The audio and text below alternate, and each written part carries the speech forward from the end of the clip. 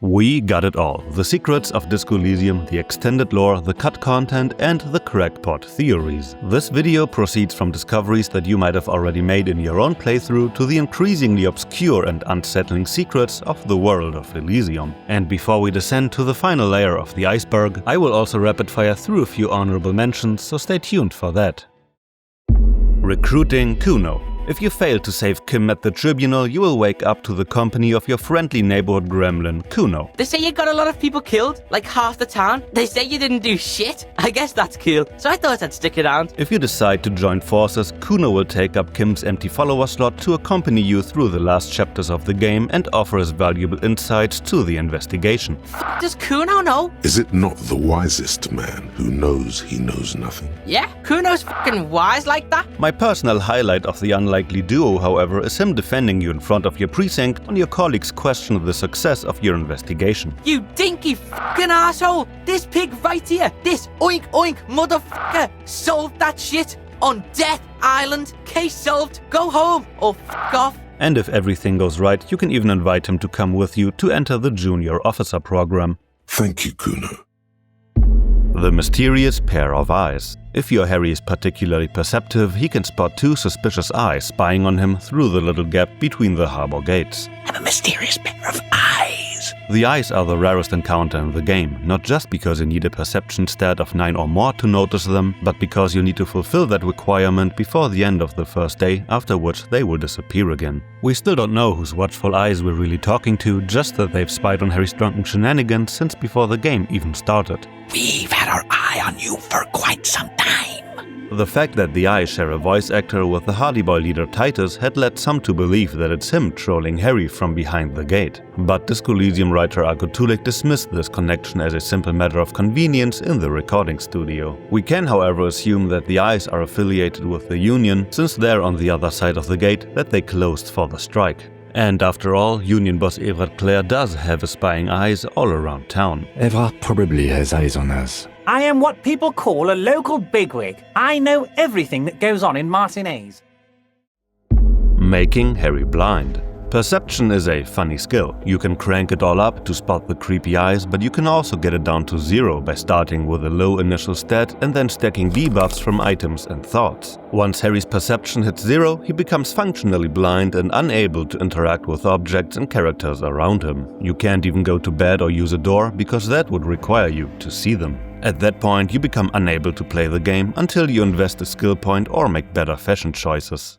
Recruiting Lena. As our first piece of cut content, we have a planned in-game companion. Lena, the lovely wheelchair-bound granny, was originally intended to be an available partner in crime fighting. That was back in the early development stages when they planned to have multiple companions for you to choose from. The devs, however, had to drop her from the roster because at that point they already made Martinez into a place that wasn't exactly wheelchair-friendly. Lena still references this when you try to recruit her in the finished game. Thank you, but Martinez isn't the most wheelchair-accessible place, you see.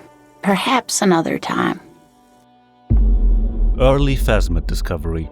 For many of us, encountering the Insulindian Phasmid was not only magical, but also the most surprising encounter of the game. But what if I told you that it didn't even have to be a surprise, because it has been right there on our screens the entire time? Before you even talk to the deserter, you can just walk up to the Phasmid to see it casually standing in the reeds. You can't interact with it yet, but it has been there all the time, observing you and the deserter. It really goes to show how well its camouflage works. The deserter's point of view. When you boot up Disco Elysium, you load into the main menu and see a beautiful animated panorama of Martinez's waterfront. Once you progress to the last parts of the game, you might notice that the viewpoint of the menu's artwork is the sea fortress and, more specifically, the sniper's nest that you find on top of it. It's the very place from where the bullet was shot that kicked off the events of the game. You, the player, were presented with the shooter's position when you first launched the game, before you even began your playthrough and learned about the murder. The recent mobile port too features a view from the deserter sniper's nest with Klaasje's hotel room in its dead center. Measurehead's erectile dysfunction and the Seaman Retention Society. When the Semini supremacist Jean-Luc, or Measurehead, lets you in on the most advanced doctrines of modern race science, he mentions how no Seminese man could maintain an erection in the suffocating potato stench of a Khoico woman. When he says this, Empathy remarks that there is a strange sadness in his tone. Your eyes bounce to the young woman at his side. You will also notice that, curiously enough, his own girlfriend is, in fact, a Khoika, meaning an immigrant from the Grad Isola. Then, at the end of the fascism political quest, we are rewarded with a sit-in with our favorite giga-racist. There you can confront him with your observation about his girlfriend, and Logic is quick to mention that the sexually disabling potato smell he mentioned simply does not exist. There is no potard smell, just making it clear. Measurehead of course avoids the implication and instead responds that ejaculating is overrated for him anyway, since he is a proud member of the Semen Retention Society. The SRS is a closed group of strong-willed individuals who have dedicated themselves to building up strategic semen reserves. As a card-carrying SRS member, Measurehead naturally considers it beneath him to engage in such low-concept activities as biological reproduction. This is of course quite a contradiction for a man who otherwise spends most of his time preaching about how genetic competition is every man's true purpose. The man whose essence is passed on to the most hosts fulfills his biological purpose to the greatest extent. Measurehead's lectures about the repulsive Khoika smell, his equally made-up tales of disfigured interracial hybrids, and his strict semen retention regime all seem to be coping mechanisms for him underperforming in the only domain that truly matters to him. Perhaps he would fare better in bed if he didn't expose himself to the accumulated performance pressure of his past and future racial bloodline, and instead just had a little fun with his girl. The Homosexual Underground. When Harry first meets the smoker on the balcony, he's confused about why he's so fascinated by the mysterious and attractive young man. Kim, who has been smirking during the entire encounter, is understandably amused about it. His shirt. No, I don't know why his shirt is always unbuttoned. He's barely holding it together. It's all he can do to keep from bursting out in laughter. When you meet the smoker again, you can pass a legendary composure check to ask, could he be a member of the Homosexual Underground?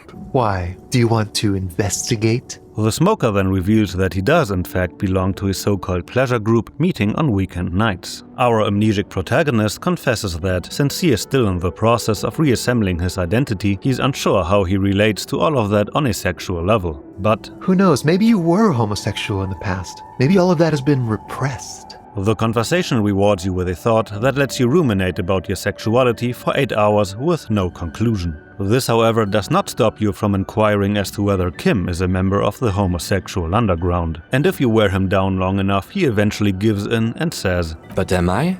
I'll spare you another 20-hour mind project. Yes, I am.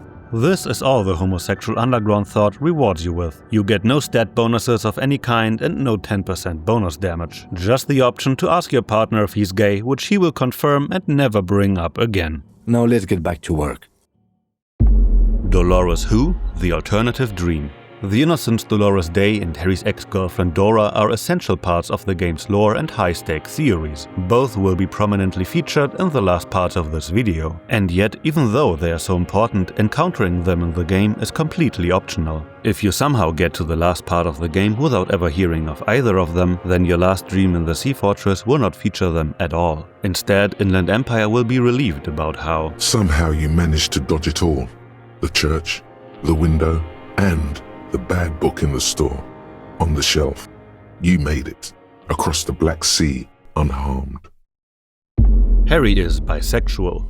While internalizing the Homosexual Underground thought yields inconclusive results, there are other events in the game hinting at Harry's less than rock-solid heterosexuality. The first one is his oddly aroused behavior before the smoker, which we already covered. Then there's the mysterious pair of eyes, which has observed Harry for some time now and concludes that he might be curious. I bet you are. What else is new? Certainly not a surprise when it comes to you, nitwit. kabogos. There are also some suspicious remarks by Harry's skills, such as when Pain Threshold mentions how it would be great if you can find someone else, preferably a large man dressed in nothing but a towel, to thrash you while you're spread naked and helpless on a cool slab.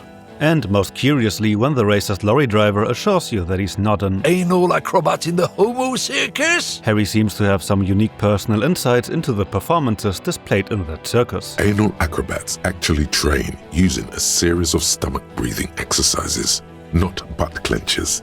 Not many people know that, but you do. Go figure. And lastly, when the book on the medicinal purposes of the pale suggests naked pale meditation, Harry is initially a little anxious about the nudity aspect of it. The book then suggests that he should just make Kim join him.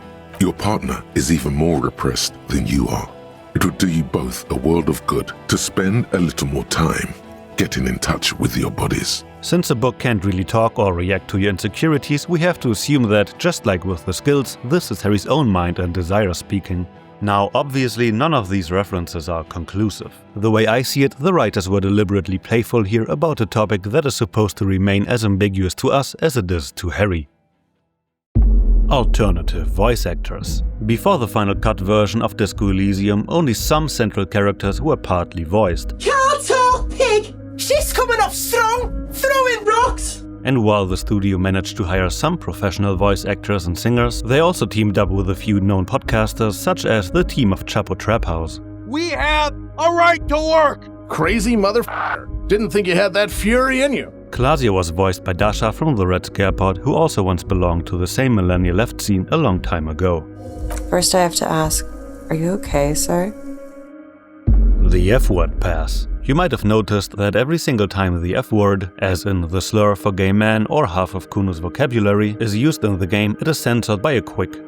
That is all except one single time. When you acquire the piss jacket from the two punks and make Kim wear it, he says it uncensored and with full natural authority. If you saw this branch out from under me while I've got piss written on my back, I'm afraid the RCM is going to have our asses for this. I hope you can forgive me for manually recensoring it here. We are on YouTube after all.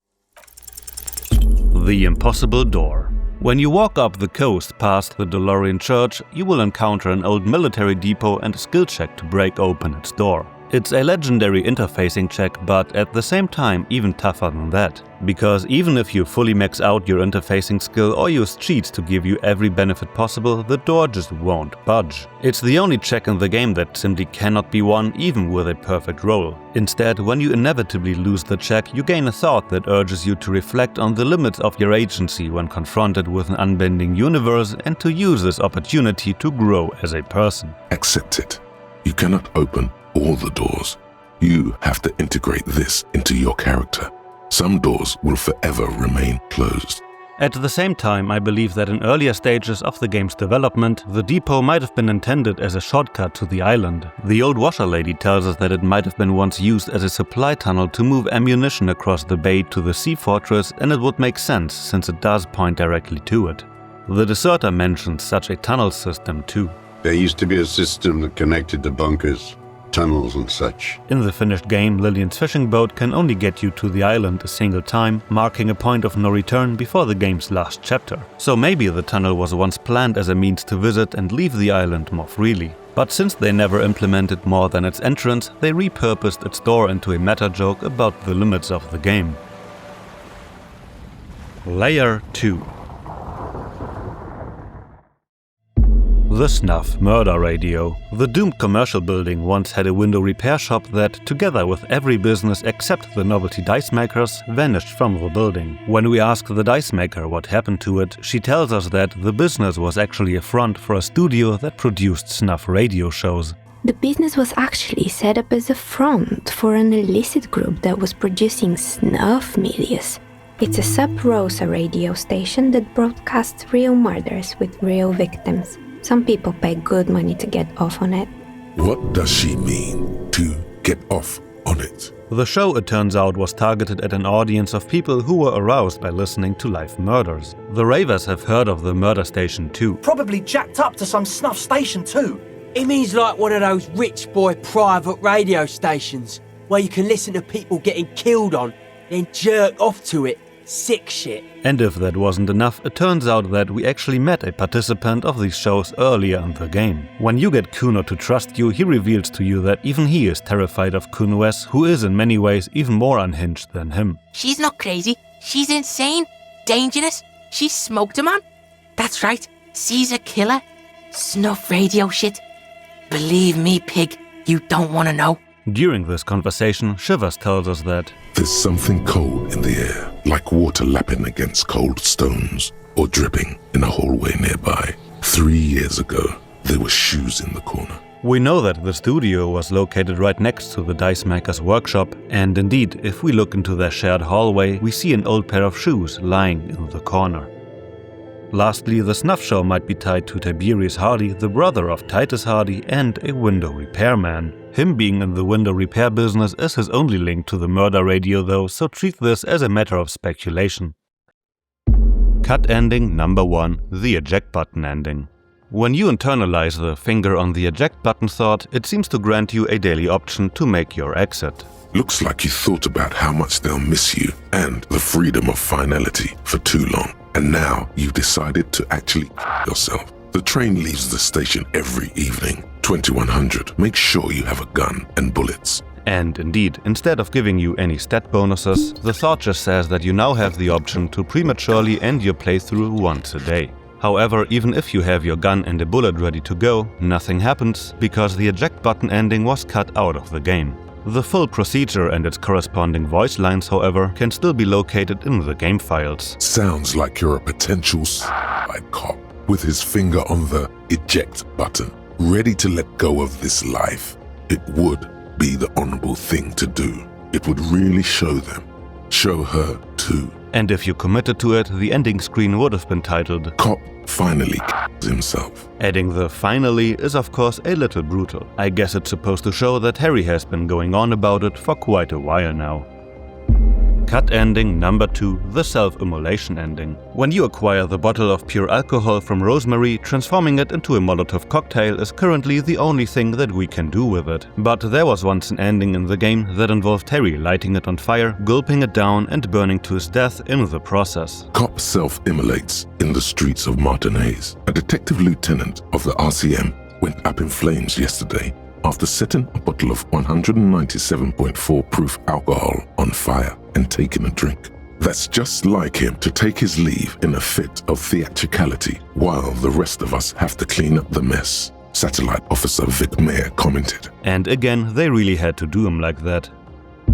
Cut ending number 3, Harry becomes an island hermit. The last cut ending would have been triggered when your morale hits 0 while interrogating the deserter. Harry would then give up his life as a cop to join him in a reclusive existence far from precincts and ex-wives. Cop exchanges the uniform for the life of an island hermit. Another police officer resigned from the RCM. He now lives on a deserted island, living off raw fish and shouting, "I never loved that woman." You will notice that none of the 3 cut endings show Harry in a particularly dignified light. The Idiot's Doom Spiral. George, who goes by the nickname Idiot Doom Spiral, might be the most tragic character in the game. Not because of what he himself tells us about his demise, but because of what he can tell us. When you ask him how he, a once successful businessman, became an alcoholic bum, he will tell you a story that starts with him forgetting his keys on a jog. A small mishap then spirals out of control. He couldn't get into his apartment or to work, the police wouldn't help him, and his girlfriend ended up leaving him because he was homeless and jobless. I was once a reasonably high net worth individual. My business buddies and I had our own creative services agency. I had a nice apartment, an even nicer piece of ass. But somehow it all got away from me. When you bring up that there seem to be some steps missing in his doom spiral, he denies that there's anything more to it. I've thought about this series of events for a long time. If there was anything else to it, I would have thought of it by now. It quickly becomes apparent how the story that he tells you about his life just doesn't quite add up. If it sounds like it makes no sense, that's because it doesn't. After your initial talk, you can offer him to search for his beloved jacket that he, just like his keys, inexplicably lost somewhere. However, when you, the great detective that you are, find his jacket and bring it back to him, he doesn't greet you with gratitude but confusion. He doesn't remember his jacket, nor sending you to find it. What the f*** are you talking about, Tequila? It becomes abundantly clear to you how this man managed to lose his keys, business, friends, and girlfriend. I'm calling it. It's neurological. Doom Spiral's lapses of memory don't just explain him forgetting his keys and jacket, but also the big gap between going on a jog and him drinking himself to death. He seems to suffer under some kind of neurological condition that can't be explained by plain alcoholism. But the tragedy of Idiot Doom Spiral is not just his condition. Rather, it's that any kind of psychiatric assistance, safety net or friend reaching out should have been able to put a brake on his doom spiral before it consumed his entire life. Memory lapses are not supposed to be a death sentence, and yet he ends up homeless in the snow, slowly undoing what little remains of him, drink by drink. Besides his condition, we get to know George as a man who is otherwise still sharp and an eloquent storyteller. He could have had a decent chance of survival if the world cared about him just a little. Harry's Primal Scream. Harry is the only character in the game that is not voiced. The only time you hear him is when he's singing his heart out at karaoke, resulting in either the whiny screeching of the limbic system or the guttural growling of the ancient reptilian brain. You are all alone. Both are voiced by Mikey Goodman, but because of his incredible vocal range, both voices are so diametrically opposed that it's hard to pinpoint Harry's normal voice in between. There was, however, one single more time that we could hear Harry himself, and it was deleted from the game with the Final Cut version in 2021. Before then, when you tried to communicate with the spooky voice in the Doom commercial building's furnace, Harry would announce himself like this.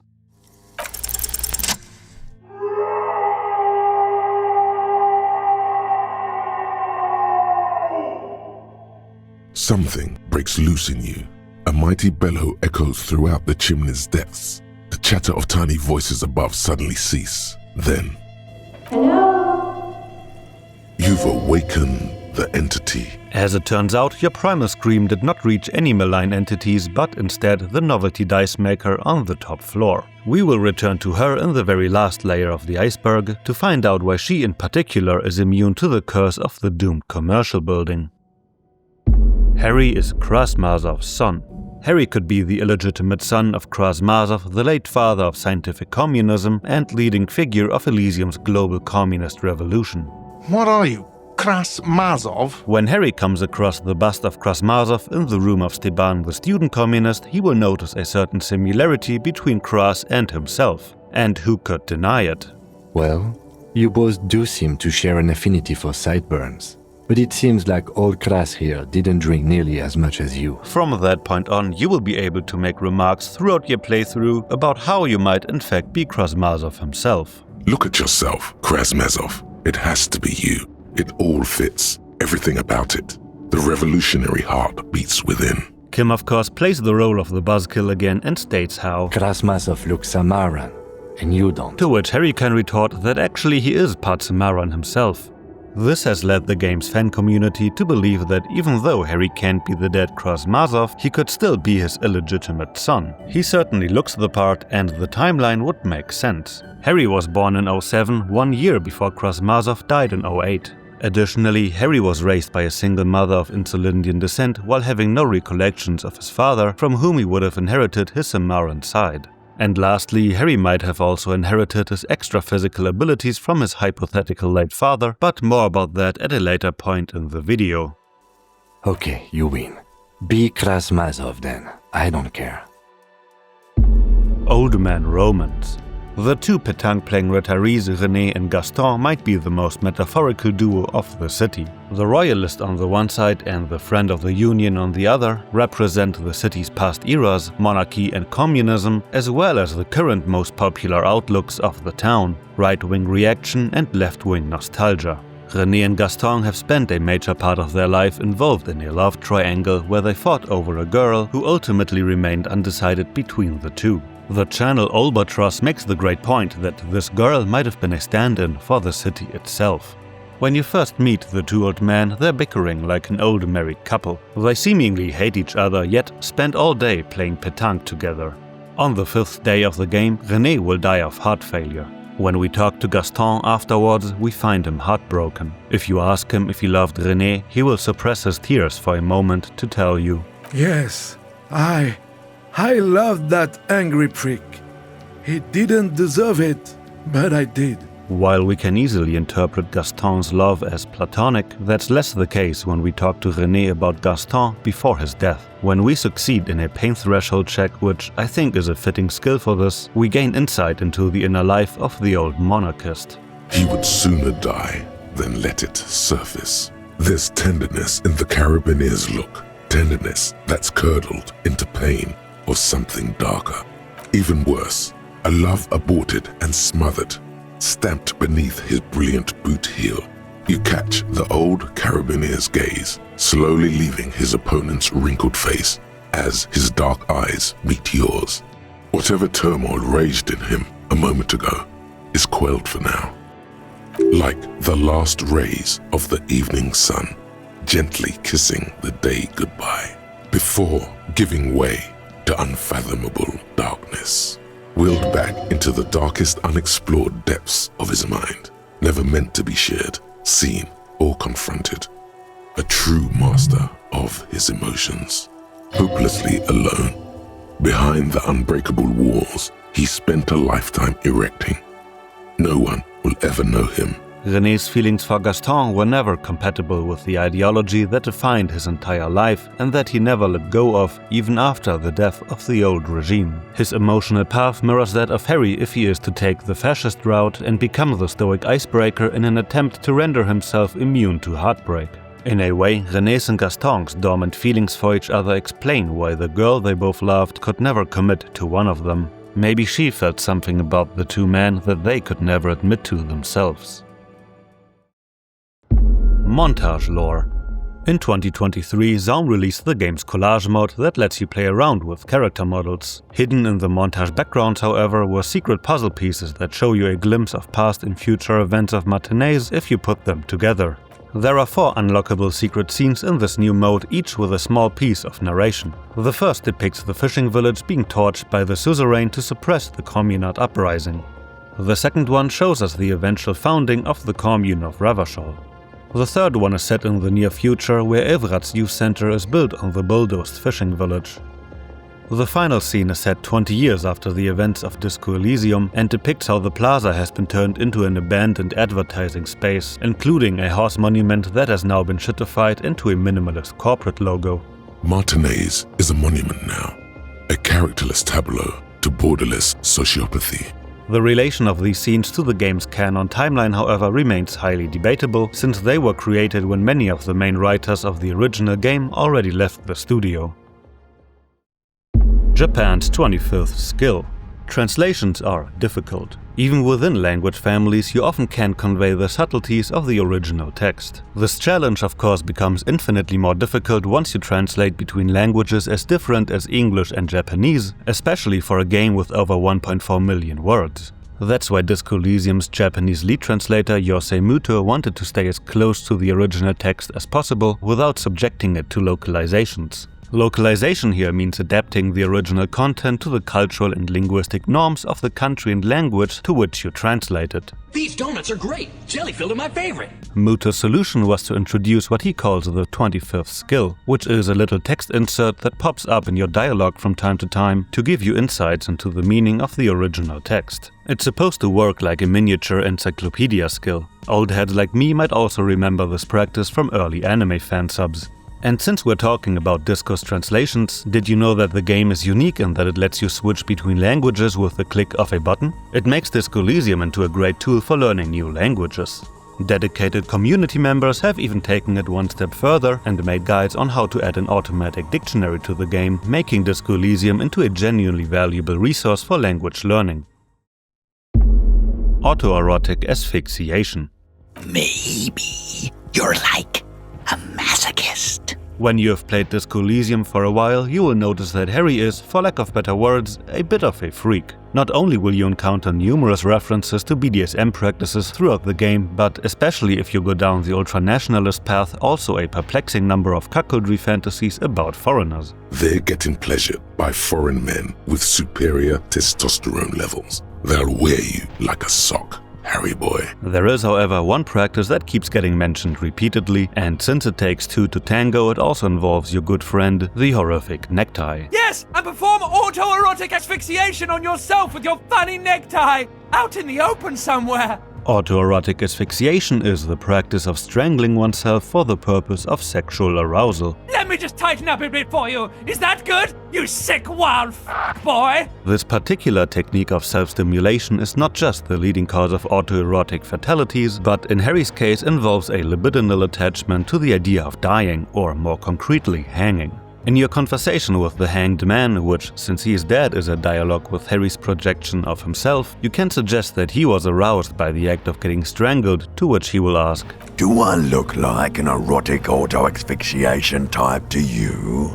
Harry's projections are not limited to the murder victim though. His old disco idol Guillaume Le Million is told to have died of a venereal disease, and yet Harry insists that he too was found hanging from a tree after an autoerotic asphyxiation accident.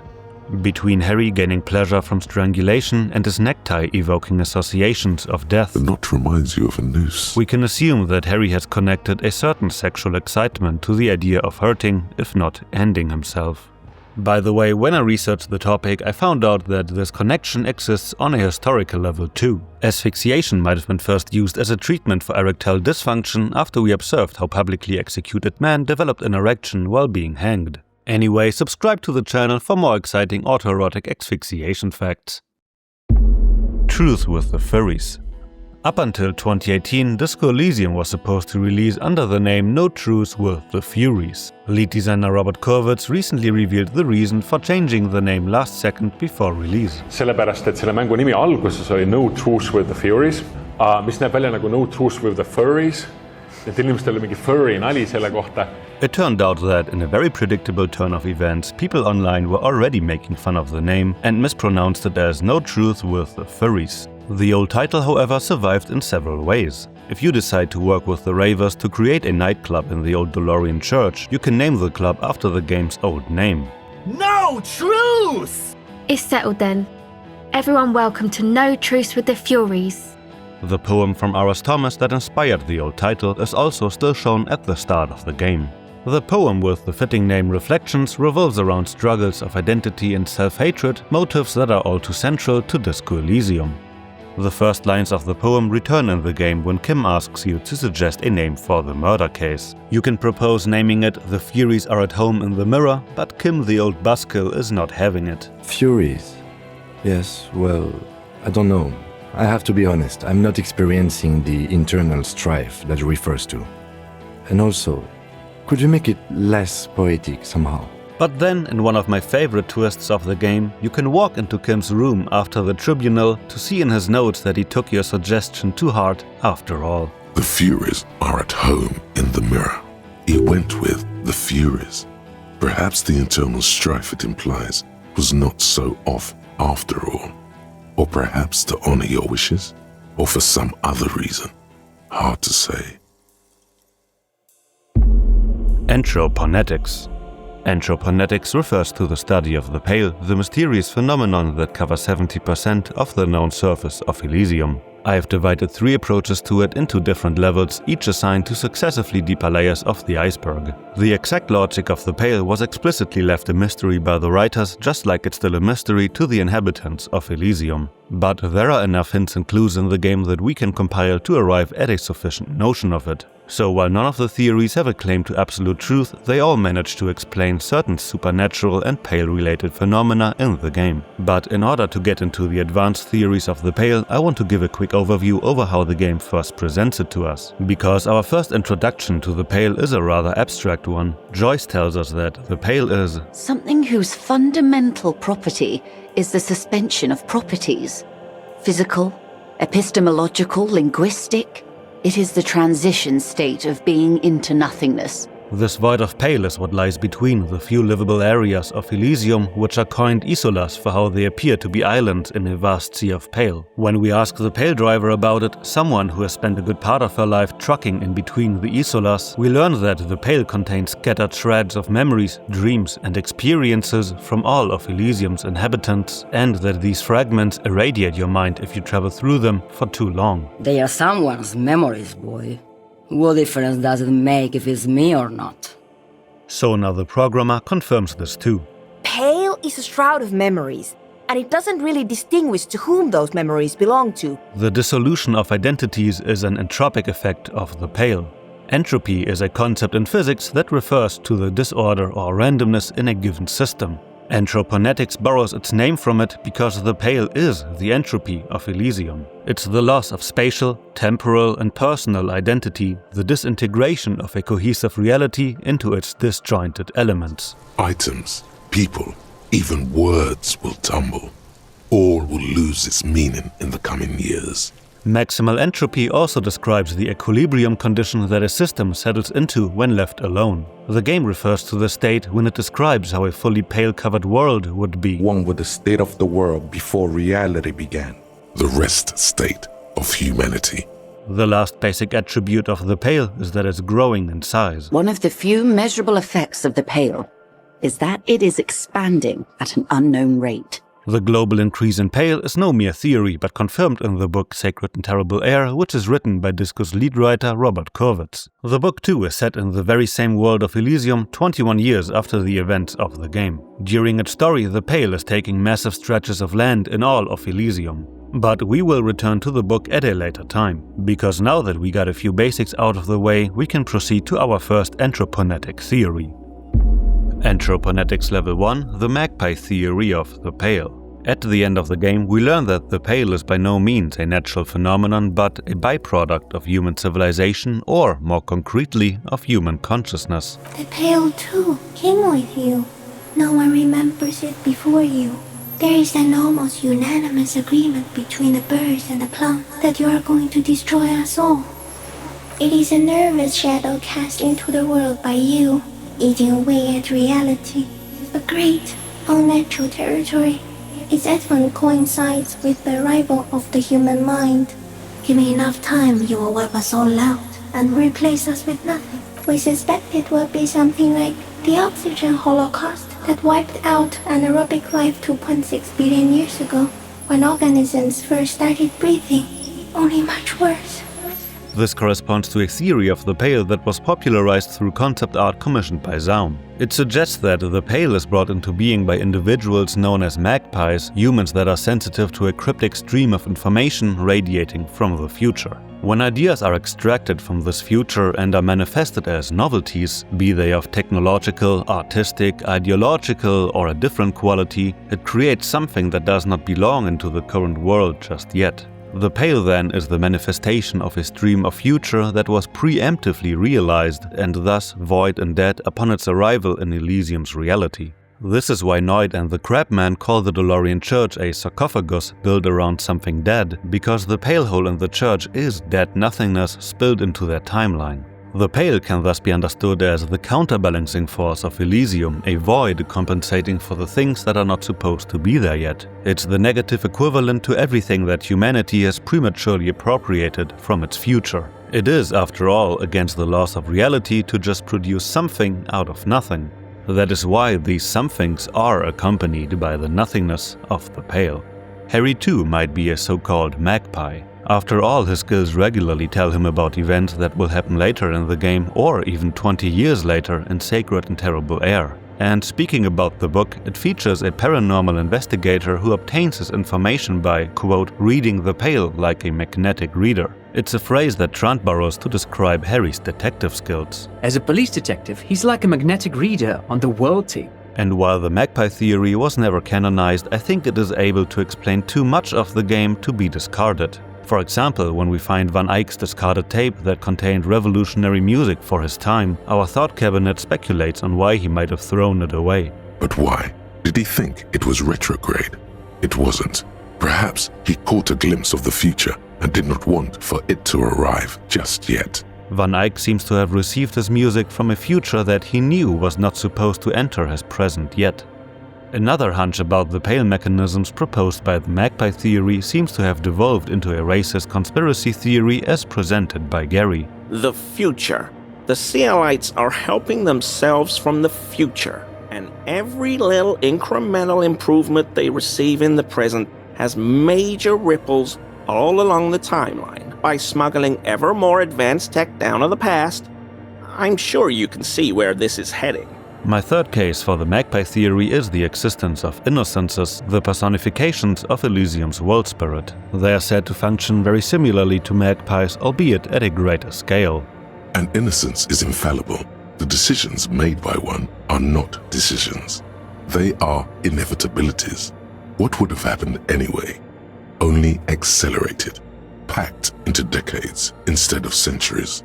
Innocences, just like magpies, are agents of accelerated novelty and violate the organic flow of time. In the case of her innocence Dolores Day, it is even suggested that the inventions she brought were dangerous because she forced them into being prematurely. We were supposed to come up with this ourselves. The man was reported to have screamed at the innocence.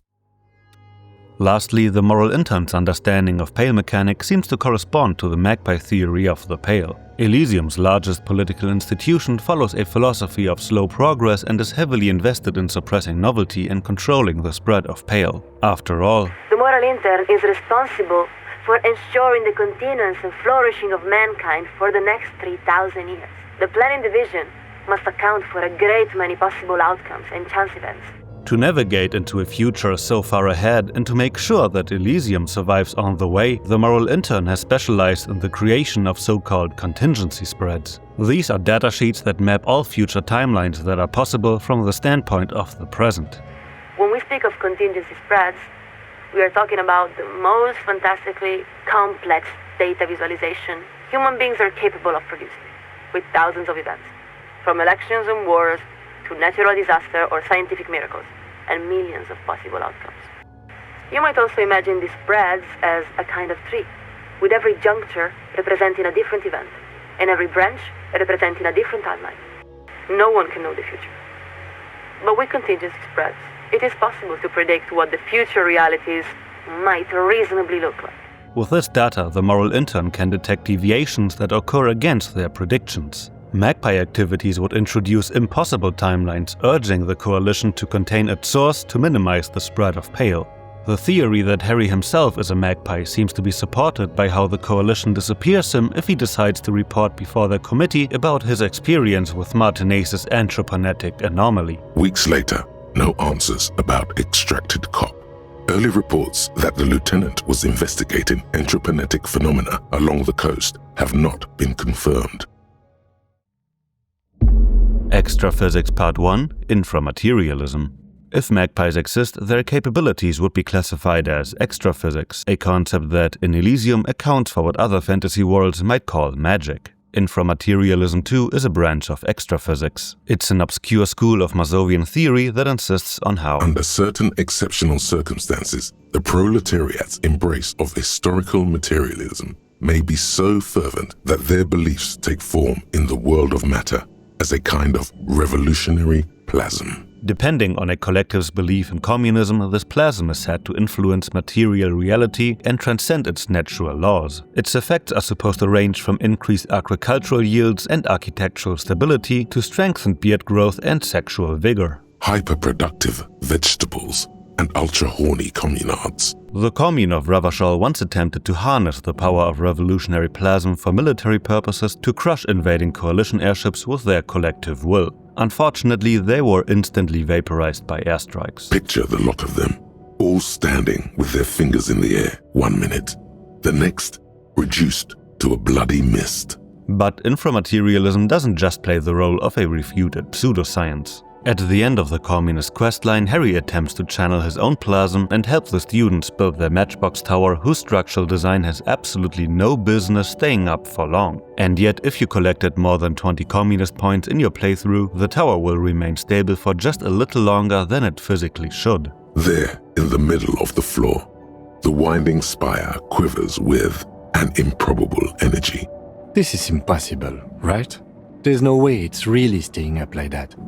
Sacred and Terrible Air features another case of inframaterialism at work, this time not against bourgeois physics, but against the ultimate antagonistic force of Elysium, the Pale. When the spectre of the deceased communist Ignaz Nielsen holds an enthusiastic speech about communism in the midst of the deepest Pale, the Pale around him recedes just for a moment. Back in the game, Steban confirms that the inframaterialists have speculated about such an interaction. Those same theorists have hypothesized that revolution may in fact create a counterforce that prevents the Pale from expanding. There might be reasons to believe, though, that this effect is not necessarily achieved by the belief in the political economic system of communism in particular, but rather through a more abstract faith in the future of humanity. Such a belief would, after all, go against everything that the Pale symbolizes. Many inframaterialists believe that Pale is actually a manifestation of nostalgia and historical inertia. Consequently, the Pale would be counteracted by the belief in a notion of communism that, at its core, replaces faith in the divine with faith in humanity's future. The very will to live and to build a better future is conceptually opposed to the entropic death drive that corrodes Elysium into the Pale. This kind of primordial hope that repels the Pale can take the form of revolutionary fervor, but seems to be accessible through other means too. But more about that in the next layer, because to conclude our initial overview of extraphysics, we first need to talk about Extraphysics Part 2, the Weiss-Wiesemann coefficient. If you win the rhetoric check in the harbor to get inside the cargo container, you will be welcomed by no other than the mega-rich lightbending guy. Ahoy! Come on in! You can't be serious. As it turns out, the reason why the light bends around him is something called the Weiss-Wiesemann coefficient. The Weiss-Wiesemann coefficient is a ratio designed to reflect the difference in net worth between individuals. When the coefficient is close to 1, or 100%, it means one person possesses all the net worth. Among that group of individuals, it's been observed that when the Weiss-Wiesemann coefficient reaches about 0.96 or so, the laws of physics begin to bend around the high net worth individual. And since the mega-rich guy's net worth is infinitely higher than Harry's, you cannot perceive him directly nor hear his voice undistorted. In essence, it says that when an extremely low net worth individual meets an extremely high net worth individual, some of the laws of physics cease to apply.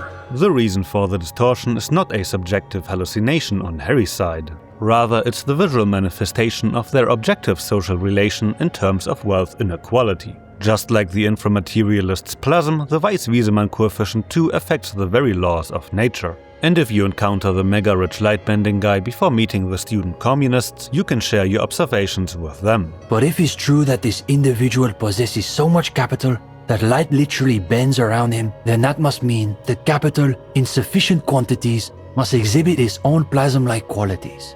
What capital and revolutionary optimism have in common is that they both project themselves into the future. Capital too is temporally mediated after all, its value that is set in motion in hopes of a future return on investment. In an ironic way, Elysium's communists and capitalists are jointly opposed to the temporal dimension of moralism, which attempts to stop time, and fascism, which attempts to turn back time. Maybe it's this inherent optimism towards the future that lends the unexpected duo their shared extraphysical abilities. Layer 3. The Coke Skull and the DLC Truck. One of Idiot Doom Spiral's famed stories revolves around a legendary Martinez designer who had more than a bit of a drug habit. You've got to understand, the work this guy was doing was so high concept that regular amounts of cocaine just weren't cutting it. By the end, they were bringing it in by the lorry load. When the famous designer inevitably succumbed to his lifestyle, his cause of death left a mark on his corpse, or rather, in it. Supposedly, when they performed the autopsy, the coroner discovered nearly a quarter kilo of coke jammed into his nasal cavity. That's almost certainly anatomically impossible. Wrong again, nerd. Where there's a will, there's a way. There are those who believe the designer was buried with this quarter key of nose candy still lodged in his sinuses. That's what those expeditions are looking for. The cocaine skull. The coke-in skull. This mythical artifact seems to be located somewhere under Martinez, where expeditions have been trying to find it for years. They buried him here, too. Perhaps right under Ab's pipe there, or in some yard in Martinez proper, a hidden mausoleum. While no one really knows if the skull is in the sewers or the subterranean mausoleum, everyone seems to agree that to start the expedition you would first need to enter Martinez's underground area. But when we signal to Doom Spiral that we are ready to start our epic journey for the Coke Skull, he stops us in our tracks. Whoa. Hold on just a minute. Finding it right now is literally impossible. For one, the way is blocked by that big lorry that says Delta Logistics Company on the side. You definitely have to search the area behind that lorry too, yet it is impassable. And indeed, if we walk to the eastern edge of the playable map, there's a big electro carriage blocking the gate. Maybe you've already noticed it, but it is no coincidence that the Delta Logistics Company truck spells DLC. And right next to it, as if to confirm the existence of an underground area, is a sewer cover leaking a strangely comforting smell. This is a throwback to when Harry regularly ventured down the Martinez sewers decades ago as a little kid. Below the old mines, Revachol's underground cemetery. Le Petit Rat braved the underground passageways, trying to get to Le Royaume, where the Philippian kings were interred. Mausoleums, burial chambers, fabled relics. Of course, a simple truck standing in the way would not realistically prevent anyone from accessing the game's DLC area, since you could just climb over the fence. That is why Doom Spiral is quick to mention a second, more compelling obstacle. And second, outfitting an expedition like that is expensive. It'd have to be a big production to do the Coke-in Skull justice. You need new gear, people who know what they're doing, all kinds of provisions. It's just not feasible within the economic and temporal frame of our current setup. Matter of fact, unless a bunch of money just falls out of the sky, we might never know what's up with that skull. This is of course Doom Spiral breaking the fourth wall. When Disco Elysium released, the team simply didn't have enough money and time to add another huge area to the game, so they postponed it into a DLC. This wouldn't be the first time that the game references its studio's financial limitations. At the Feld building, for example, we are told that it's just too expensive to animate Harry climbing a ladder. Yes, climbing it would be too expensive. The animations your body needs to make interacting with the ladder are beyond your capabilities at this moment in your career. The underground area, however, was probably once intended to be a part of the release version, since the game was supposed to feature a plethora of underground areas according to an old dev blog. Besides the Coke Skull, the game suggests two other possible objectives of the DLC's underground expedition. The first one would be the Royal Catacombs, the last resting place of, among others, Philippe II, whose statue we find in the town center. He seems to be connected to the Coke Skull through a similar substance habit. He was also a prodigious snorter of nose candy. Not just any nose candy though. We're talking Royal Philippian Blow, allegedly twice as potent as the stuff you find nowadays, and purple.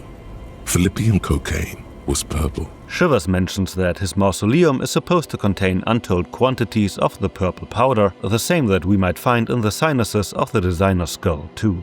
The last object of the DLC's planned underground expedition would have been a mythical artifact of more significance than the Coke Skull. When Trant tells us that the Commune destroyed all three Feld tape computer prototypes, Shivers adds, or was there a fourth prototype that remains hidden in the mausoleums below Coal City? Coal City fittingly lies directly to the east, right behind the DLC truck. You feel you're just west of Coal City. We will get into the importance of the Feld prototypes later though. There is a good reason to save them for the very last part of this video. Harry erased his memories. While the player is initially led to assume that Harry owes his amnesia to a legendary bender, the truth behind his lost memories turns out to be connected to the mysteries of the city itself. Throughout the game, we notice that Harry knows too much. Apart from regaining a few of his own memories, his skills provide him with random pieces of knowledge that he has no business knowing. He gains visions of the city's future and even communicates with the spirit of the city itself. I am la Revacholière. I am the city. I am a fragment of the world's spirit, the genius Loki of Revachol. At several points in the game, Harry speculates that his memory loss might be connected to the Pale Hole in the old DeLorean church. Harry, what do you think happened to you? and while Jean discards this as a crackpot theory, it seems to be what actually happened. Memory loss is a main motive in Sacred and Terrible Air too. The book hints at the existence of a pale superdeep, an anomaly in the depth of the pale that not only erases whatever crosses through it, but deletes every memory of it from the world. Back in Disco Elysium, the pale driver mentions such a superdeep too. They say there is a point, one that I have not crossed, in the pale superdeep, where every step you take is one step further from home, no matter the direction. It's a point you cannot come back from. Your mind becomes so radiant with the past, there is a flip. Instead of writing, it erases memory, nearing some kind of indescribable finale. Maybe you've been down the motorway south? And indeed, maybe he was.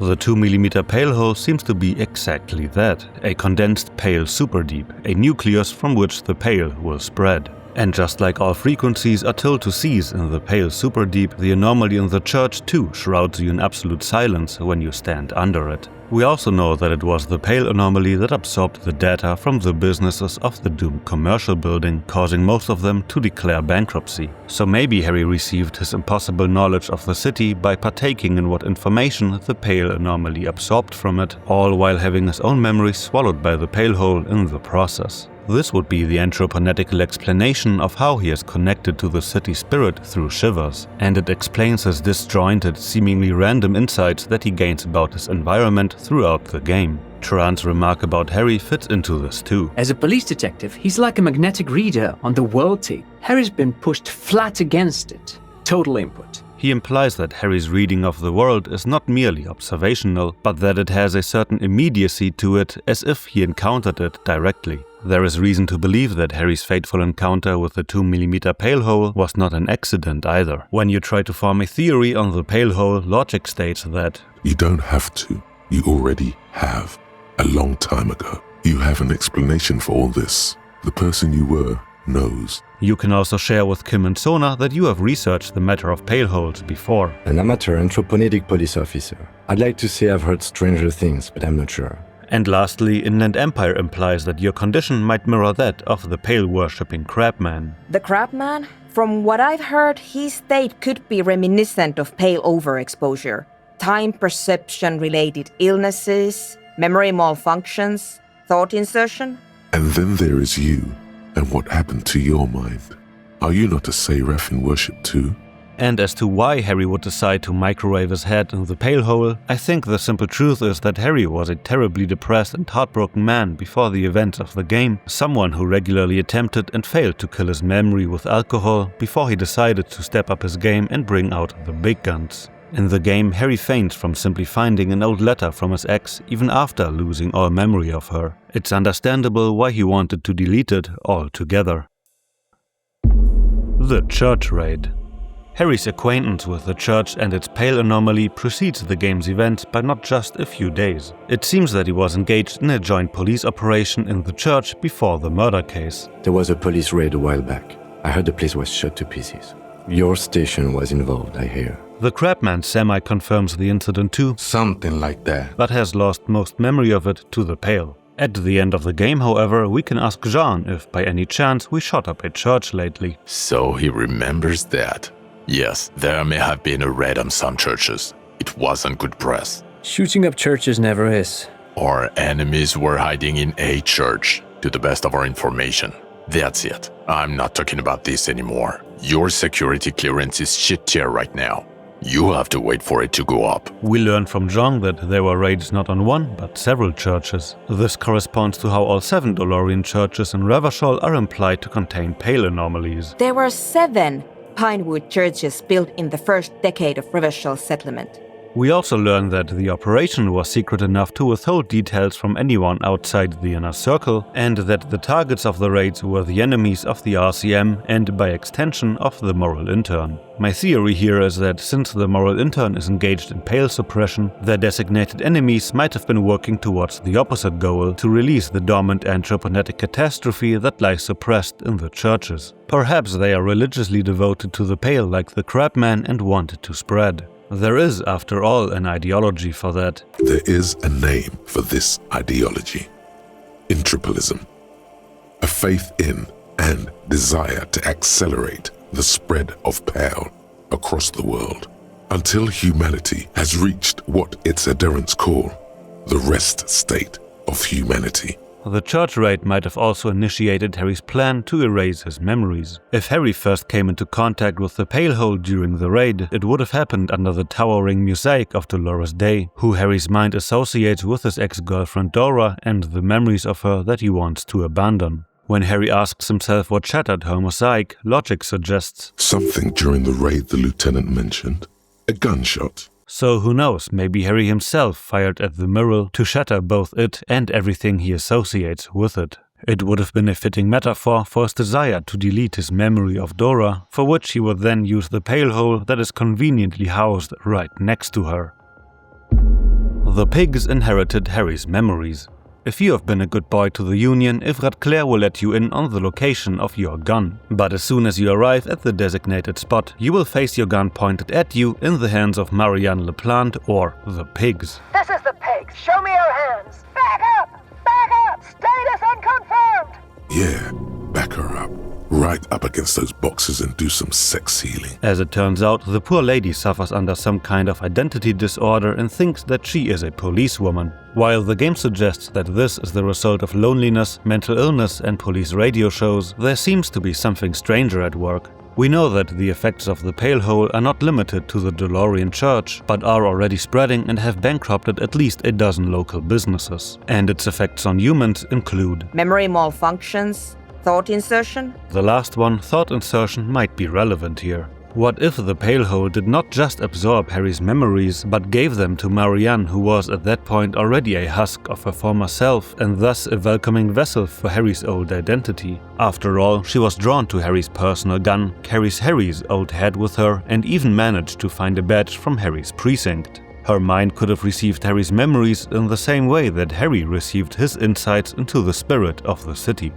And since we are talking about the Pale and memory malfunctions, I also had to think back to Idiot Doom Spiral. I'm not sure where George hung out before he became Idiot Doom Spiral, but if he too was in the vicinity of the church, then maybe his memories got zapped just like the data of the commercial building's businesses. It is, after all, highly unusual for a somewhat young and bright man to suddenly suffer under severe memory losses. And after all, we do have information about workers in the Doom commercial building suffering from similar memory disorders due to Pale interference. Ever since I came to work here, it's been different. As if my mind's been wiped clean. It's so nice to be able to finally forget. The Ravers Nightclub will save Revachol for a bit. Sonas and the Ravers' theory is that the DeLorean churches were once built to restrain the Pale anomalies within them. Of course! A pinewood sarcophagus, or a containment facility of some kind, built by the first settlers. The Ubies built this place about 320 years ago as a sarcophagus. Encasement, confinement, of something they were afraid of. When we let the Ravers build their sacrilegious Annouk music club in this place of worship, Sona and Noid again agree with each other, this time on how the club might just be what the church and Revachol needed. Anodic music will definitely contain whatever we're dealing with. Maybe a club for anodic music isn't the worst thing you can erect around this particular point in space. This is an high-quality carcass. The power of anodic beats and hard bass is needed to reanimate it. The reason why a music club might in fact not be the worst thing to build in the church is twofold. First, there's the technical side on how anodic music interacts with the Pale. Over 8,000 years ago, the first innocents Perikinesis gifted humanity Entroponetics and taught them how to cross the Pale. In modern times, Pale travel is enabled by anodic frequency transmitters that force dimensions on the Pale by sending radio waves from one end of the path to the other. It shortens the journey and eases the effects of the Pale on the traveler's mind. We can assume that the anodic music of the club has the same effect on the Pale Hole. It might deter its growth and even shield the residents of Martinez from its radiation. This theory is once again supported by Sacred and Terrible Air, which features an anodic music enthusiast called Ulf. When the Pale encroaches on his house, it hesitates for a moment and only takes us home once his music stops. The less technical reason why the club saves Revachol is that it embodies a piece of Perikinesian philosophy. The Perikinesian church is about love! And Nordic music is about love! Unity! Unity!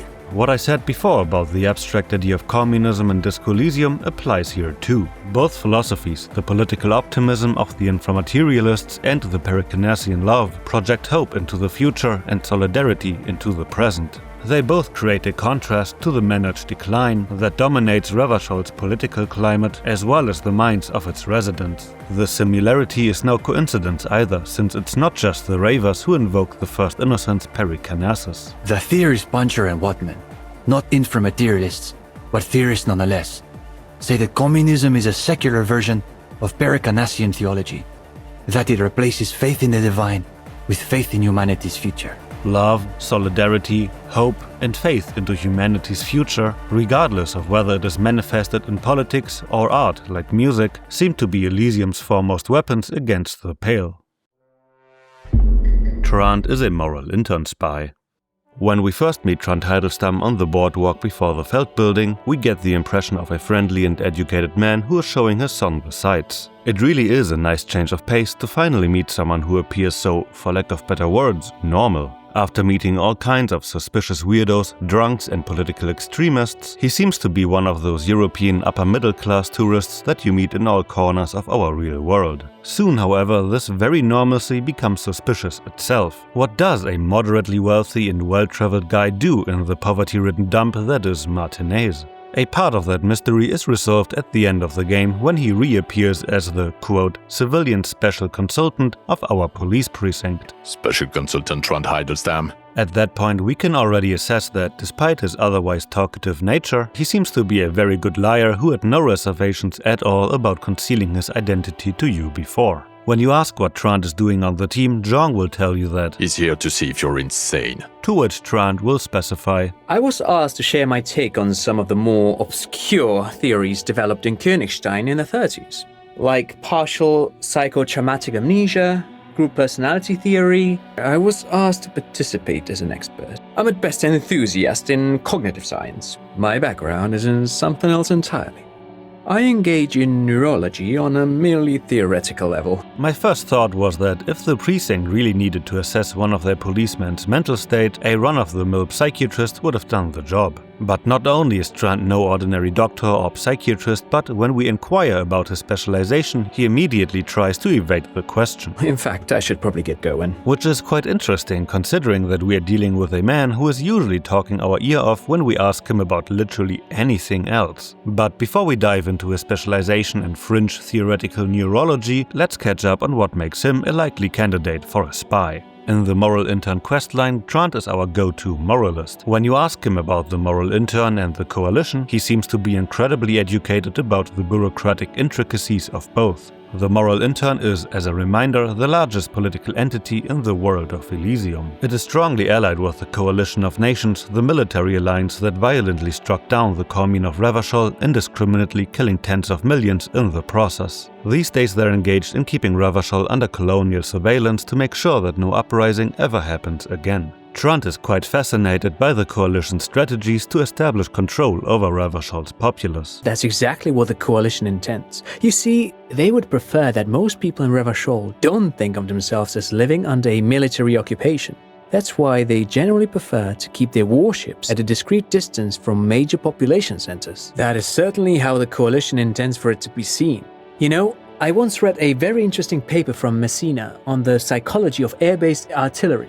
Apparently, its presence stimulates the exact same part of the neural cortex that more primitive cultures associate with divine judgment. Isn't that fascinating? Trant's incessant rants about the Coalition's military and bureaucratic structures only stop abruptly once you emphatically ask him about what the Coalition really is. What follows is a moment of silence about which you notice how the man smiles at you for a long moment. He is doing his best not to show it, but the smile is ever so slightly more forced than before. Then, for the first time in your conversation, Trant stops his monologue and seems to have arrived at the boundaries of what he is allowed to share with you. Officer, we've only recently met. It would require a more thorough conversation than we have time for. to answer a question like that. Besides his uncertain ties with the Moralintern and Coalition, Trant's biography too is all over the place and perpetually suspicious, as he seems to naturally come around important places with important people. Somehow his job also involved traveling through the Pale to meet the head of police of Königstein.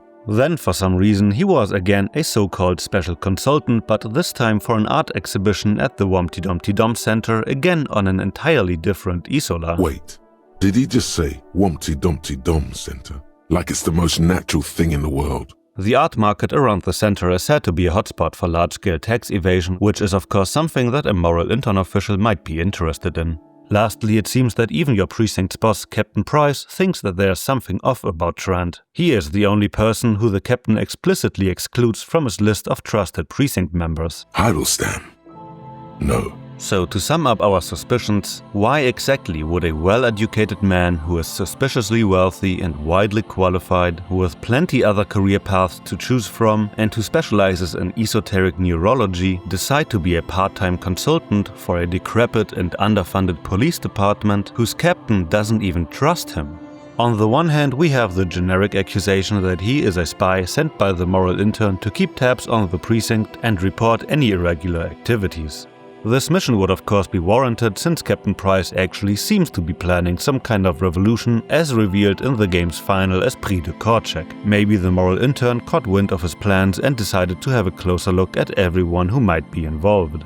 A more specific explanation for Trant's suspicious behavior would highlight his specialization in fringe neurological theories. Just like the Coalition warship seems to have an interest in both Pale-related phenomena and the people that are connected to them, Trant might have a similar assignment. Perhaps Martinez showed up as an anomaly in the Coalition's contingency spreads and he is to observe the situation. Or maybe Harry himself is the object of their interest, since he has gained extra physical abilities that left a mark on the city and its stochastic makeup, thus showing up on the Coalition's radar. And after all, you do suspect that Trant was looking for you in particular. Him being there with his son, it was not a coincidence. It's difficult to see, but he was worried about you. And also interested in the Feld building. At the end of this video, we will even discover a reason why Trant might be interested in Harry and the Feld building in this specific combination. But again, you have to trust me when I say that this is best discussed in the very last layer of the iceberg. The horrific Necktie is Harry speaking. Or, more specifically, every time we hear the horrific Necktie, it's actually Harry talking to himself and everyone around him can hear it. The role of your Necktie is to act like an in-game companion, except that it's mostly just encouraging you to party and abuse every substance you come across. Live a little! You should get shit-faced on this damn crime scene! Oh yeah, baby! F this place up! There are reasons, however, to assume that the Necktie is not just a voice inside of Harry's head, but that it has always been Harry himself talking. The first clue is the voice actor. Your funny Necktie is voiced by Mikey Goodman, who also sings Harry's attempts at karaoke. Secondly, when we transform the tie into a Molotov cocktail, it says that the two of you are basically the same person. You and I are like the same person! Then, when we finally admit to Kim that we have been talking to our Necktie, he says, Right, okay. Anyway, I'm glad you told me your Necktie has been speaking to you. That must not have been easy. For a second, it says it looks like he's about to add something. Maybe he intended to inform you that you're not just silently listening to your Necktie. He decides to remain silent though, and I wouldn't blame him for not wanting to stir the pot of what remains at least a somewhat functional nutcase. But to get some actual proof of our theory, several conditions have to be fulfilled. First, you must have purchased the blue medicinal spirit from Rosemary and combined it with the Necktie to create the highly flammable spirit bomb, which will serve as the ace up your sleeve in the fight with the mercenaries. Then, your secret weapon must miss its goal, which will have your Necktie yell, "It's a fiasco, Bratan!" Lastly, you still need to save Kim, even after your blunder left one more gun on the battlefield to deal with. Then, when you wake up after the tribunal, Kim will give you a quick recap of the disaster and tell you that it was in fact you who yelled the Necktie's line. You tried to throw an improvised petroleum bomb. It missed. Then you said, "It's a fiasco, Bratan," in a funny voice. "It's a fiasco, Bratan!" Klaasje, Katarzine or Annouk. Klaasje is the first character we meet in the game. Hello, officer. And while the player is supposed to notice that there's more to her than what meets the eye, the rabbit hole goes away further. The first layer that you are openly presented with in the game is that, while we can only speculate about Trant Heidelstamm, she actually is a professional spy. Industrial espionage. I joined a business collective with the intention of betraying them. I took their ledgers, 2 decades worth of accounting. She even admits to us that her real name is Katarzine and that Klaasje is just a cover name that she uses to fly under the radar of the Moralintern and her former employer. That employer, she says, gave her yet another fake name and a passport that identifies her as Annouk Phasmid. However, when we find the falsified passport, the fake name says Katarzine, indicating that Katarzine was not her real name but yet another cover identity. Katarzine was supposed to be her real name, where Klaasje comes from. Remember? God damn it. So what really is her real name? I don't know, but it's not Katarzine or Klaasje or Annouk Phasmid. We didn't even scratch the surface with her, detective. Not only do we never learn about her real name, but it is suggested that her past as an industrial spy might not tell the full story either. Because first of all, her skill set goes way beyond that of someone who allegedly only stole accounting ledgers. When Lila the mercenary was shot in the head while having intercourse with her, she kept her cool and immediately devised a plan to hide the real cause of his death. Faking a lynching was her idea. It really surprised me how quickly she was able to get a hold of herself once we got up there. She asked me to help her drag him into the shower so she could wind the shower head around his neck to fake lividity. Then she dressed him while I went to get the Hardy Boys. Klaasje knew exactly what she was doing. You can't remain calm under pressure otherwise. I wasn't sure whether to admire her or be disturbed. There is no reason for a thief of trade secrets to know how to fake lividity marks. And just like Trant, she too has received some martial arts training. Toned over several years of self-defense training. But I'm not a trained sambo fighter. I've never needed it outside the gym. She's fought outside that gym of hers. That much is clear. Additionally, why would a mere industrial spy be pursued by the full might of the Moralintern instead of by the local responsible authorities? If what she says is true and she stole financial data and caused a few people to lose their jobs, then that would be way below the pay grade of Elysium's equivalent to Interpol. Kim too thinks that she might be something more dangerous than an industrial spy. He ends up being thankful that he didn't arrest her, even though he would have had a clear reason to. Perhaps it's better that we didn't arrest her. Who knows what hell she'd be raising in my district by now. Lastly, her people skills are off the charts. She managed to render all of Harry's detective skills useless. These guys are compromised. She's got them singing along to her tune. You can't trust them anymore. Bullshit, man. I ain't compromised. Especially that guy. Naturally, she also had the Hardy Boys wrapped around her finger well enough to make them stage and confess to a lynching they didn't commit, something that isn't exactly a trivial offense.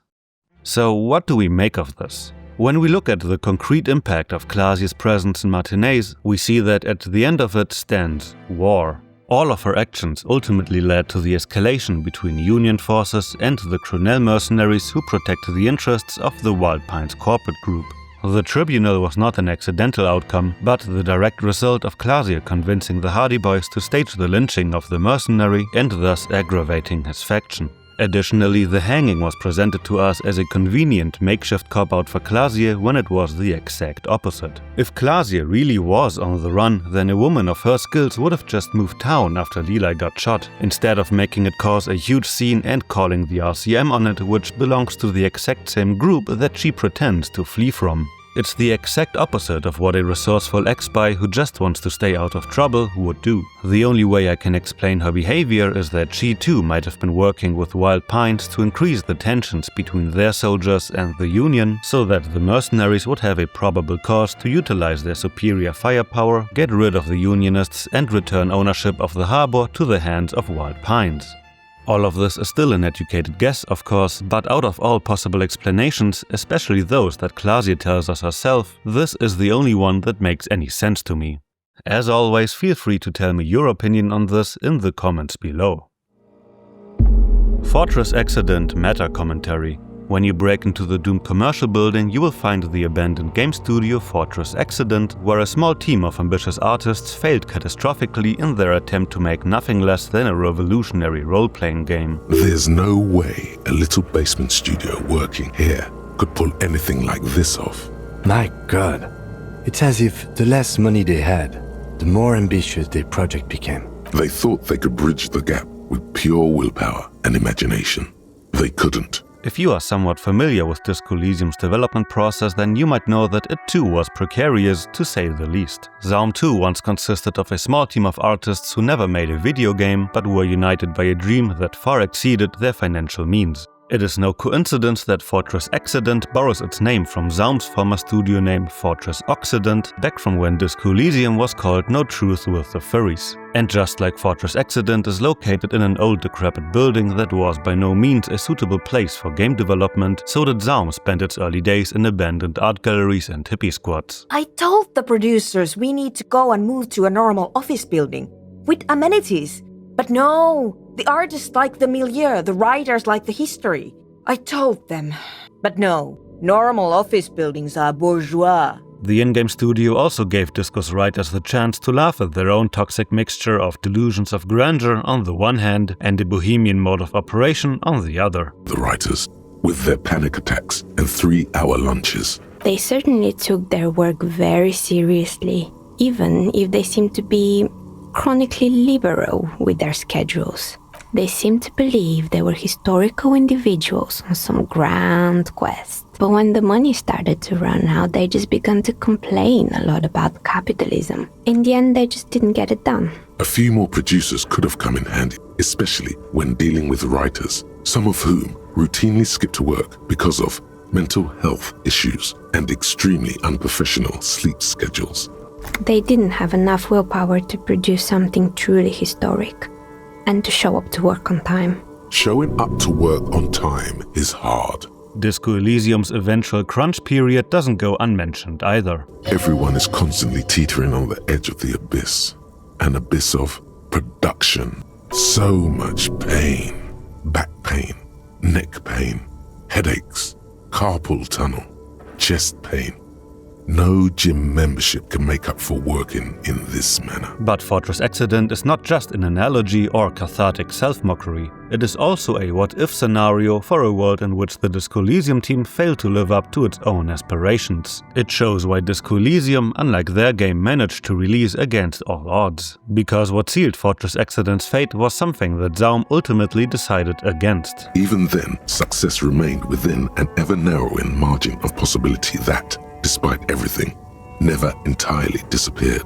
That is, until they discovered the Valley of the Heads. At the 11th hour, the lead designer decided that what Wirral Untethered needed was a secret mystical location at the extreme edge of the map. A secret location at the very edge of the map seems to mirror Disco's original plan to have the huge underground area with the Coke Skull as a part of the initial release. But unlike Fortress Accident, Zaum actually showed some restraint and financial responsibility and postponed this potentially catastrophic plan to a future DLC. The second feature that sank Fortress Accident was again something that Zaum ultimately decided to postpone until after the original release, because Fortress Accident planned to add an insane amount of voice acting to their game. The player would have been able to choose a head for their headless party member, and each head would have been voiced on air by a professional actor. There were approximately 10,000 heads. Unlike the Coke Skull DLC, this was of course eventually added to Disco Elysium with over 1 million words of voice acting in the final cut. And as a last remark, I must say that I respect the guts of Disco's development team to include Fortress Accident in their game. I personally would have been far too afraid to jinx my own project by creating a version of it where all my work ends up in vain. But who knows, maybe it kept the team sane to create a place to project all their doubts and anxiety on. The Deserter's POV Part 2 High as Hell. Earlier we discussed how the game presents us with the murderer's perspective from the very moment we boot up the game. And while that little factoid has been circulating for a while now, I think that I can also make out something more. Because maybe the psychedelic animations and color choices of the menu art are not just an artistic choice, but again stem from the perspective of the Deserter himself. When you encounter him on the island, Kim and you notice that there's something off about him. He is weirdly animated and erratic, not to mention unusually horny for Klaasje for a man of his age and health. But when you ask him if he's using any psychoactive substances, he denies it. No.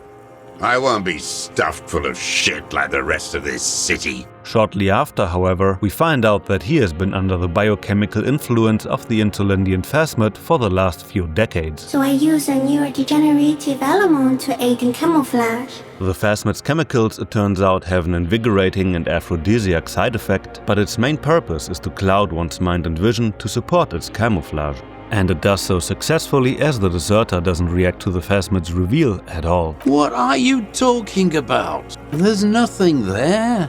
And if the Alamounts are strong enough to make the deserter unable to see the 3-meter stick insect that is standing right next to him, even after we lure it out, then we can assume that they cause some kind of optical hallucinations. So maybe the city panorama is not just depicted from the deserter's location, but from his very eyes. 康米主义 Or communism, in a way. When a Chinese translation was added to Disco Elysium a few months after the initial release, the game became a surprise hit in China. It is a suitcase full of fan art from China.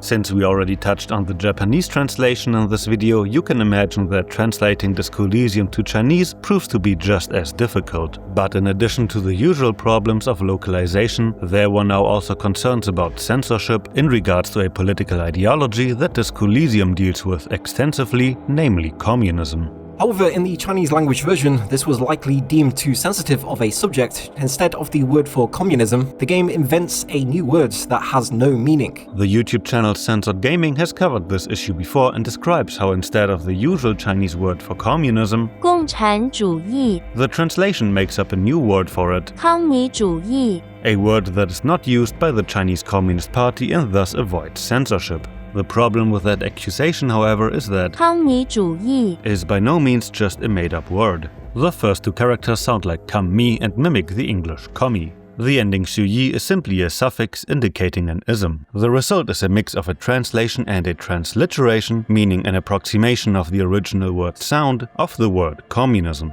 And since every translation is always also a localization, maybe the translator simply deemed it more fitting to operate with a word that references European-style communism as opposed to the very specific notion of communism that the Chinese Communist Party uses, a notion that Disco Elysium might simply not have intended. I also found out that "commi" was already used in Chinese internet slang to refer to communism without using the official party term with all of its connotations. According to the Chinese people I asked about this, it was really Disco Elysium though that popularized the term on the Chinese internet. Lastly, the instances when Disco Elysium talks about communism in a derogatory way or makes fun of it don't seem to be censored in the Chinese translation either. Rhetoric will still tell you to get the firing squads ready once you opt into the ideology. However, when you read the case file about the next world mural, instead of ending with "wreak havoc on the middle class", it now reads "the bourgeoisie is wreaking havoc". It's quite an amusing irony that China now lets you slander communism to your heart's content, but suddenly becomes very protective once you question its newfound middle class.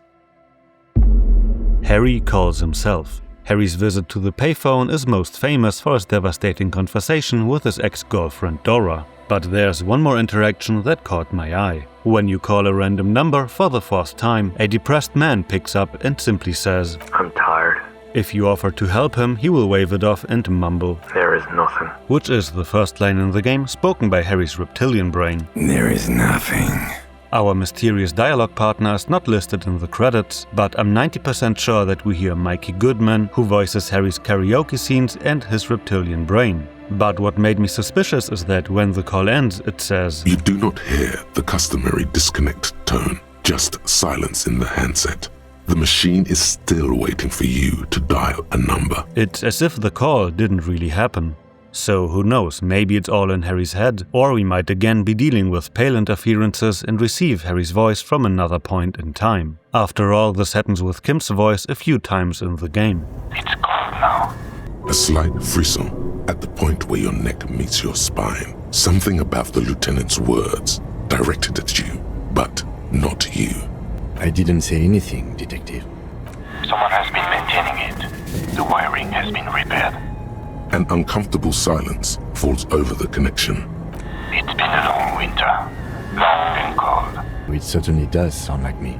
Sounds like your partner's being haunted by his past self. Or maybe he's trying to warn himself from the future, most like. It's just a little bit of pale interference, Detective.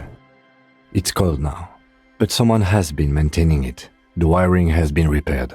It's been a long winter, long and cold. Nuclear strike on Revachol. When you speak to the city through shivers, it will tell you that it's afraid to die in a future nuclear attack. Death. It is terrifying. In 22 years, the first shot will be fired. Not a shot from a gun. An atomic device that will level all of me. All of me. Sacred and Terrible Air, which plays after the events of Disco Elysium, confirms this fear. Because indeed, 22 years after the game's events, a fleet from Mesk fires a nuclear bomb on Revachol. The attack is led by the nihilist innocent San Miro, who attacks Revachol to accelerate the world's descent into the Pale. It is unclear, however, whether it was a conventional nuke that destroyed Revachol or a so-called weapon of mass negation, which would be a reference to the philosophical underpinning of the Pale that we will discuss at the end of this layer. Not much is known about these weapons, but they seem to be a way to weaponize Pale. Maybe Samiro completed their development and became able to use his nihilism to manifest Pale in the same way that the anti-nihilistic inframaterialists repel it. But that's speculation. What we do know for sure is that, one way or the other, Revachol's fate seems to be sealed together with that of any character of the game who still remained in the city.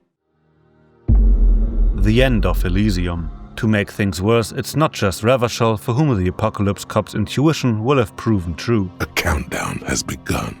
All will collapse on itself. The world will disappear into a single grain of blackness. All sound will be muted. All life will scream. This hunch about the end of the world becomes more concrete as Harry casually recites this enigmatic countdown. When Kim asks you, "What did you do before you volunteered?" you can tell him that you walked the land telling whores and liars of the end to come. There are 9,855 days remaining. Cool. Let's move on, shall we? 9,855 days add up to 28 years until the end of the world. And while it's easy to dismiss this as the eccentric rambling of our little harbinger of doom, the number does seem to carry an unfortunate weight. The very last dev block before Disco's release ends with a framing of the game's timeline. 4 days, it says, until the district explodes in violence. 28 years remain until the end of the world.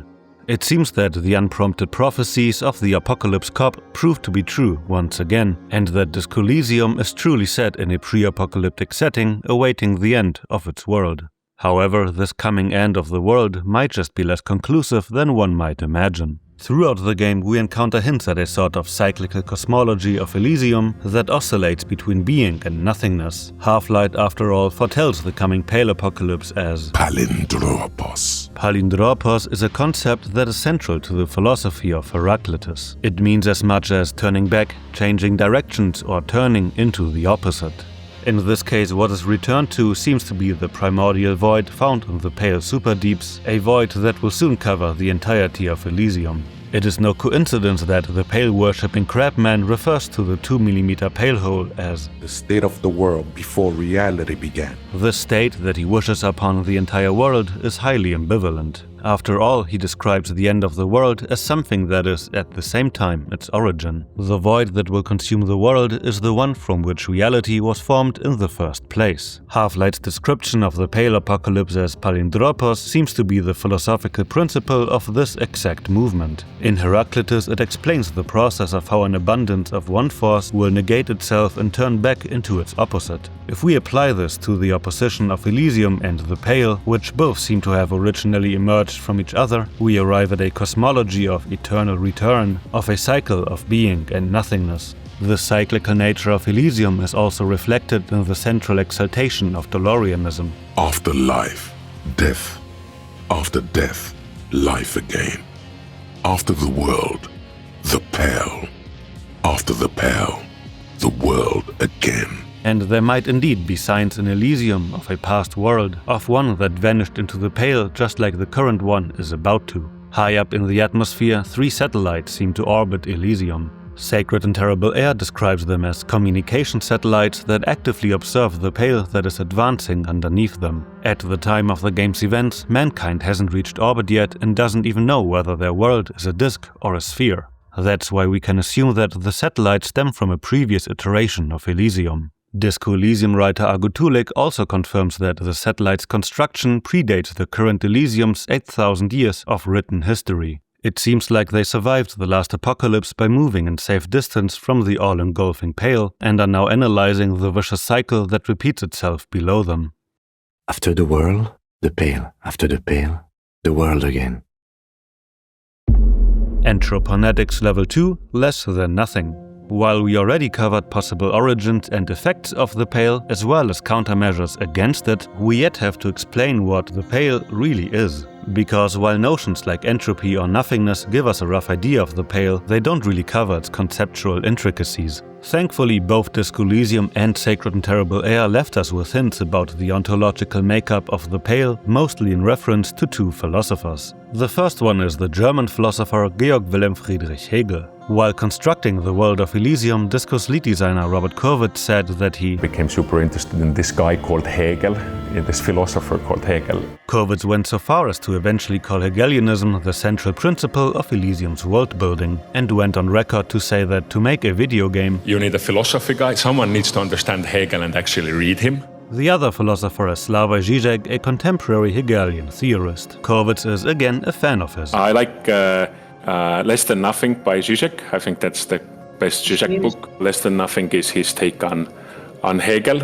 A depiction of the armchair Marxist has even found its way onto official Disco Elysium art. Head writer Helen Hindper too commented in an interview that, philosophically, it doesn't perhaps come as a surprise that we're fans of Slavoj Žižek. His term Less Than Nothing became one of the ways we described the Pale in the game.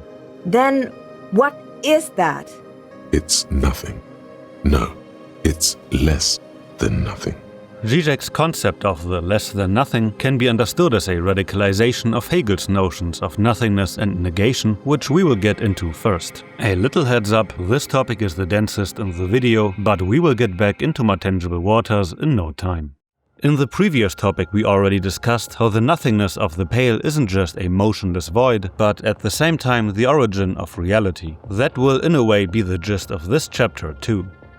When we ask Joyce what the Pale is, she will define it as the transition state of being into nothingness, and the negation of being. On the very first pages of his Science of Logic, Hegel goes through this exact transition of being into nothingness that Joyce attributes to the Pale. For Hegel, this transition is inherent to being as such, since being is conceptually the same as nothingness. The notion of pure being, after all, would be abstract and empty. It would really only claim the existence of a space or void without content or distinction, which we could justifiably call nothingness. Since both concepts immanently refer to and vanish into their opposites, the relation between being and nothingness remains dynamic.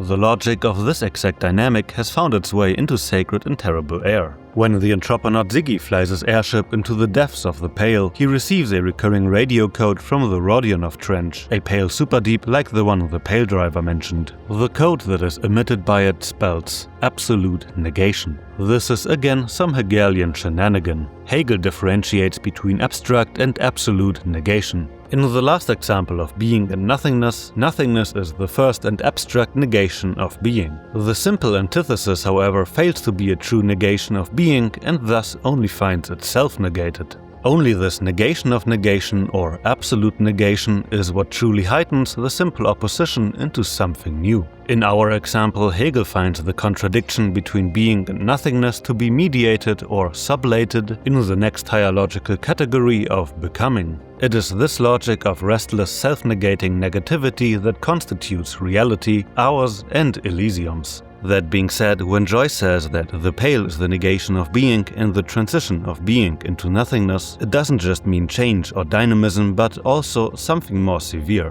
When Harry concludes his research of the Pale with Sona, he finds out that the Pale actually consists of 2 distinct elements. What the inhabitants of Elysium call the Pale seems to be merely the effect of a more radical nothingness found in the depths of it, in the form of Pale superdeeps like the aforementioned Rodionov Trench, or as the 2mm miniature version in the church. The pale, you find out, is only an effect, a transition between the world and that.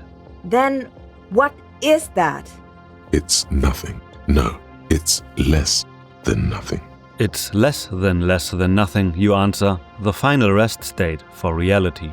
Disco Elysium's distinction between the pale and the super deep is Zizek's distinction between Hegel's nothing and a less than nothing. Because in order to even arrive at Hegel's notion of nothingness, which, as mentioned earlier, is an already productive category and not at all different from being, one has to first separate it from a pre-ontological abyss that would be less than nothing, a zero level that precedes Hegel's dialectics of being and nothingness. It is in this abyss that Zizek posits the very concept of absolute negation as the primordial crack in reality whose motor of self-negating negativity delivers the initial spark of creation. In other words, the negativity that in Hegel permeates the dialectical process of reality is for Zizek the traumatic rupture from which reality emerges from in the first place. Reality is nothingness that has negated itself. It is its own wound.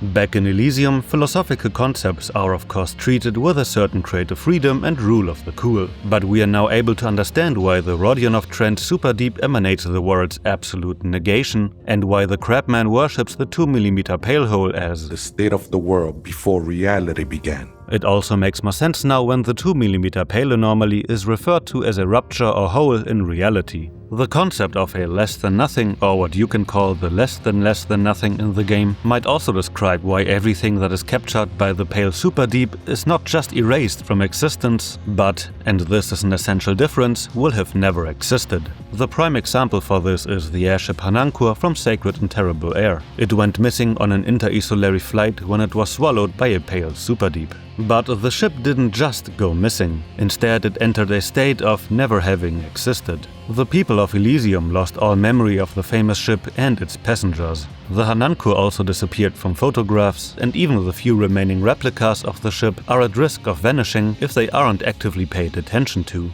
The ship might have ventured into the state of the world before reality began. It went less than missing, if you will. So while the relative nothingness of the pale rips apart objects, subjects and concepts alike, the Hanankur seems to have ventured into something more severe, into the preconceptual and pre-ontological abyss of what is less than nothing. Before we descend to the final layer of the iceberg, I will use a quick moment to speed through some honorable mentions and nice-to-know trivia that did not make it on the main roster. When you pull the mercenary's boots off his corpse, parts of his feet come off and remain stuck in the boots. To clean them, you have to cook the boots in the Whirling's kitchen, where you create a pot of corpse soup in the process. A 2-course dinner of rotten flesh and hardened ceramic. A legendary Half-Light check will then suggest that you should taste some. And if you follow his recommendation, it is revealed that Harry might just have a culinary affinity for his fellow humans. You've awakened the hunger. There is no turning back now. Better invest in a good cookbook and stock up on salt. At the end of the ultra-liberal political quest, you can hire Idiot Doomspiral as your personal brand strategist. He will then redecorate the town's monument with regards to your respective copper-type. The matchbox tower that you build with the student communists is a reference to Tedlin's Tower, the proposed monument to the Third Communist International. Intended as a symbol of hope, the helix structure was supposed to represent the dialectical upward spiral of history. The ambitious structure forever remained a proposal and never made it past its model stage. The inframaterialists believe that revolutionary fervor enhances agricultural productivity. This is a reference to Lysenkoism, which rejected bourgeois biology in favor of what it called Marxist genetics. As you might have imagined, this one didn't work out either. The map that you can acquire in the bookstore is a pitch for a rebuilt Martinez. The proposal was created by a Revacholian design studio to lure investors back into the city. Only the bright cube, the Möbius advertising agency, was actually built. It's located right behind the Delta Logistics company truck and would have probably been a location in the DLC. Clean white light coming from the windows of a clean cube-shaped office building hidden amidst ruins. A secret. We do not know what the Egg or the Firing Squad are doing there, or why the designers depicted Martinez as being torn apart by the Pale. The wheel, however, would have been a reconstruction of the pre-revolutionary Ferris wheel that you can still reminisce about in a visual calculus check. The pleasure wheel stands still on the boardwalk, its 12 red cabins suspended in the air. An old case file with the name The Collapsing Tenement was cut from the game. It tells the story of how Harry had to evacuate a building on the verge of collapse, only for its residents to move right back in because they couldn't afford another place to live. The file suggests that soon the building will collapse and bury all of its 200 residents under it. It also reveals that Harry's civil specialization in cop school was building safety regulations. The game still references this when Harry is compelled to make random remarks about Martinez's defunct infrastructure. A construction code violation if there ever was one. When the game constantly reminds you that time is of the essence, since tensions are rising and the tribunal might happen any moment, that couldn't be farther from the truth. You can in fact stall the late game events indefinitely, since the encounter with the mercenaries only triggers once you met Ruby. If you ever wondered why you repeatedly fail the check to communicate with the Insulindian Phasmid, no matter how many times you save scum, it's because Morel didn't spray you with pheromones. He only does that when you agree to help him on his Phasmid hunt. Without it, the check is destined to fail no matter your stats or dice roll. It's nice to see belief rewarded. In this video we have covered both communist and capitalist extraphysics, or inframaterialism, and the Weiss-Wiesemann coefficient. The game, however, regularly hints at a third branch of extraphysics that is, this time, connected to fascist ideology. Unless you believe in ancient fascist magic, like some wannabe magus. Actually, it's called extraphysics, and you don't need to be a magus to access it. Disco's NPCs rarely react to your clothing choices, but if you wear René's clothes in front of Everard, he will ask you why you're wearing the clothes of his recently deceased Night Watchman. Mr. Dubois, why on earth you dress like my recently deceased security guard? Stealing the clothes of a security guard who'd only just died of old age? Well, maybe not entirely. Very awkward. Speaking about outfits, with 8 or more electrochemistry, you will detect the most seductive clothing item in the game, a skin-tight leopard-patterned bodysuit. When Composure warns you that it will become your second skin, and that you won't be able to tell where you end and the leopard begins, it wasn't joking. It's the only piece of clothing that changes your very character model and literally becomes a replacement of Harry's skin, and there's no option to ever take it off again. It's wearing you now. Harry might have been present when Victor Mejean, the working-class husband, died. Harry was close to the boardwalk at the time of his death before the start of the game, while he was partying with Idiot Doom Spiral and his friends next door. It would explain why Harry, when he meets the unsuspecting widow, immediately insists that something must be wrong with her husband. When you purchase the Dick Mullen detective novel and get both Mullen's head and the Pinball Maker's coat, you activate the Modus Mullen. It will code your game in a film noir shader and activate a few one-liners that are appropriate for a hard-boiled detective. The fictional detective Dick Mullen also seems to be a reference to the comedian Nick Mullen, thus completing the trifecta of 2010's Dirtbag Left podcasts represented in the game.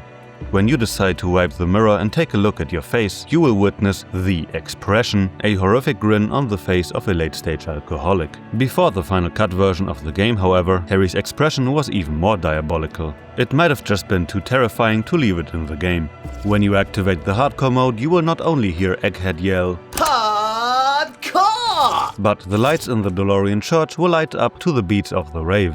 The 3,500-year-old pictogram of a human being that you can paint on the big wall is the logo of the German experimental music group Einstürzende Neubauten. You can also see their logo scribbled on the side of the Feld building next to other great artwork.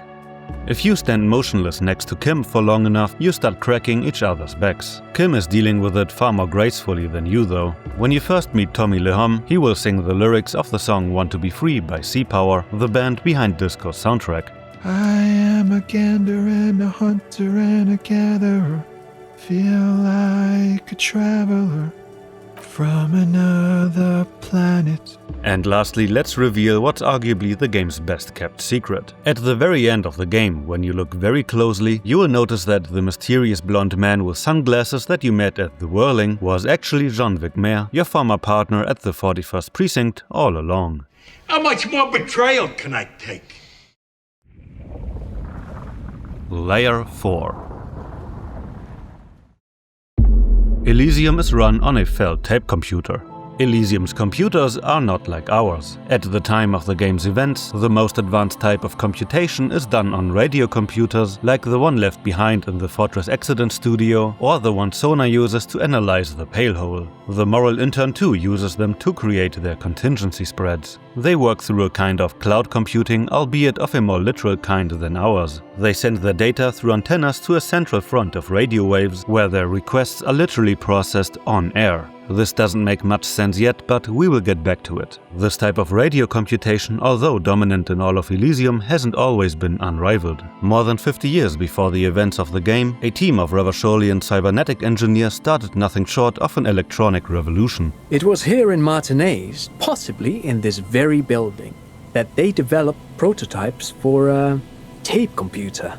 An elegant folding mechanism of rollers and ferrotape ribbons, portable enough to be a take-it-home solution, which is a feat of engineering even today's giants, Rehm, ICN and ZAM, haven't achieved yet. The name of this tape computer was the Felt Playback Experiment. Unlike radio computers, these prototypes were able to compute all operations on-site and store their operation history on their magnetic tapes. Ironically, this electronical revolution was nipped in the bud by an equally short-lived political one. The revolutionaries of the commune of Revachol liquefied Felt's assets and destroyed their tape computer prototypes. Their reason for this remains a mystery.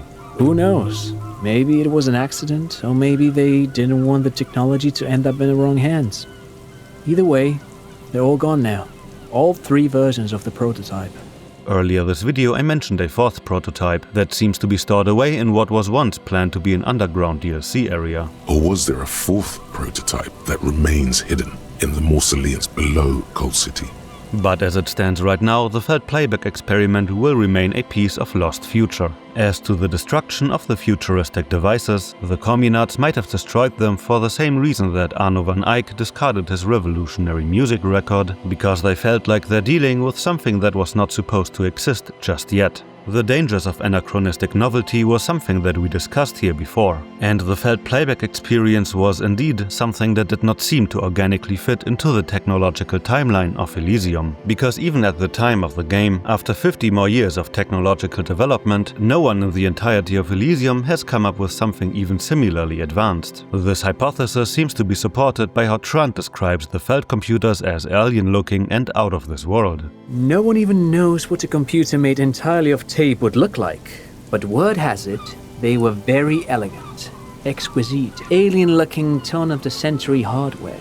But that is just a side note about this topic, which remains to be about how Elysium itself is run on a Felt tape computer. If you ever so much as looked at the game, you have already encountered the first argument for this egregious claim.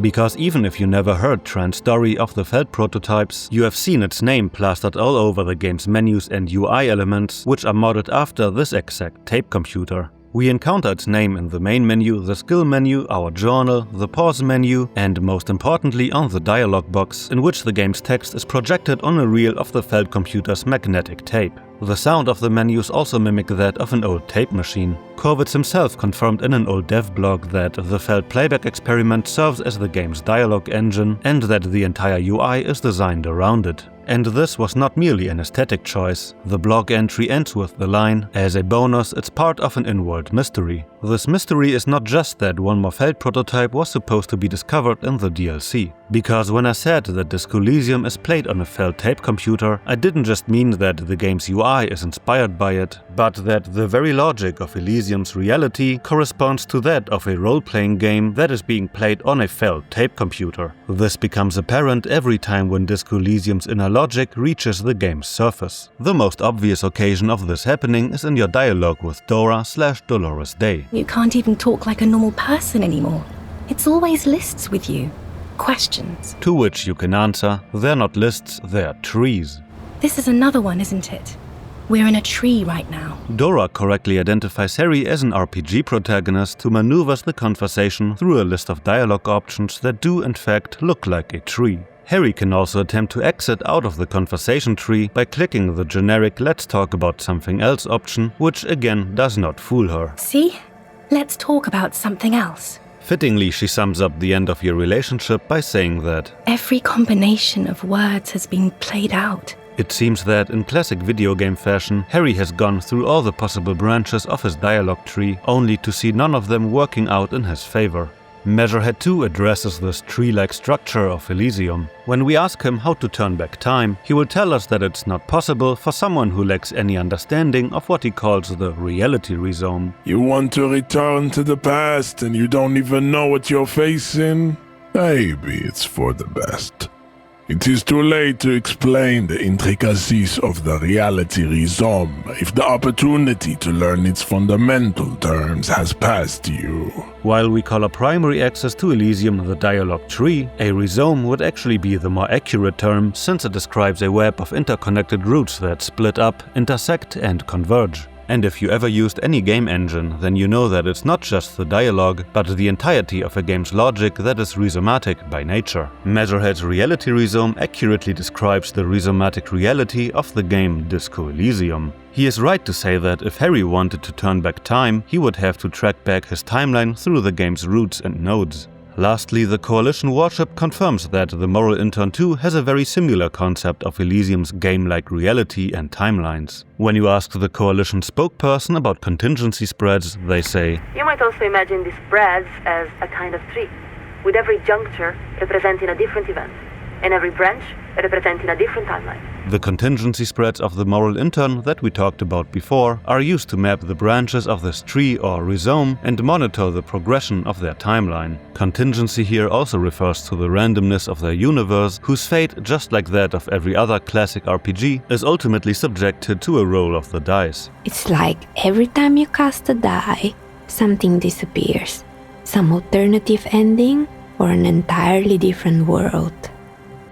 This randomness seems to be not just constitutive to our interaction with Elysium as an RPG, but to its world itself. The Moralintern's contingency spreads correspond to the stochastic nature of Elysium. They're able to detect when the universe's law of large numbers is violated by anomalies, be they of entroponetic nature or due to the activity of magpies or innocences. Just as some events are less probable than others.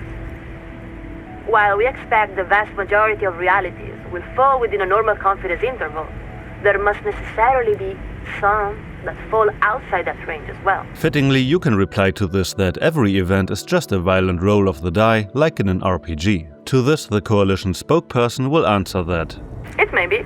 We are only a psychosignaler, not a metaphysician. But I think that only by attempting a bit of metaphysics can we explain the mystery of radio computation. If you remember the beginning of this topic, we talked about how radio computers miraculously compute data on air by simply sending it into the world through radio waves. But, and hear me out here, if the world itself is doing the computation, then we have to assume that the world is, by definition, a computer, in this case a felt tape computer on which the world of Elysium is played. It sounds like a far-fetched crackpot theory, but it would be a conclusion that explains radio computation, why Harry behaved like an RPG protagonist even before the events of the game, why Elysium's in-world logic follows that of a game, and lastly why we access the world of Elysium through the interface of a felt tape computer. Game? Everything is just a game to you, isn't it? Dolores Day Truthers and the founding party Deep State. A truther is a person who doubts the generally accepted account of an event, believing that an official conspiracy exists to conceal the true explanation.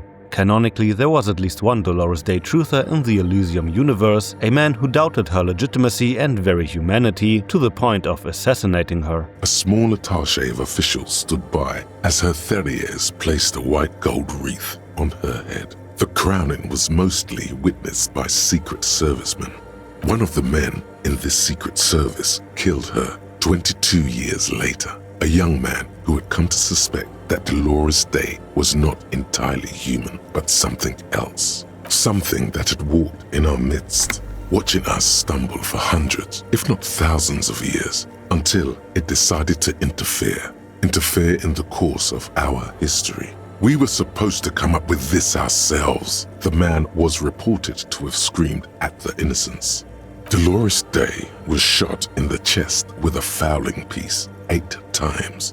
The man, thought to be insane, said he once touched her and her body had been unnaturally warm, like a furnace, and that sometimes, while on duty, he observed her forgetting to breathe for over 10 minutes. The Innocences of Elysium have always possessed inhuman knowledge, intelligence, and charisma, but they were never reported to be inhuman themselves, just ordinary humans with outstanding abilities. They were prophets, not aliens. The humanity of Dolores Day, however, was not just doubted by her eventual assassin. This inhuman quality was witnessed by many others as well, glowing lungs and all. There was something ominous about Dolores Day. Little is known of her Marchese husband. It's as if he vanished from history after completing his role, which was to introduce Dolores Day to court. In conclusion, yes, there is something lonely, paranoid, and even terrifying that people seldom mention but feel when they think of her. Her alien biology, an unusually secretive crowning ceremony, and a husband who vanished from historical records all spurred doubts of her legitimacy and humanity.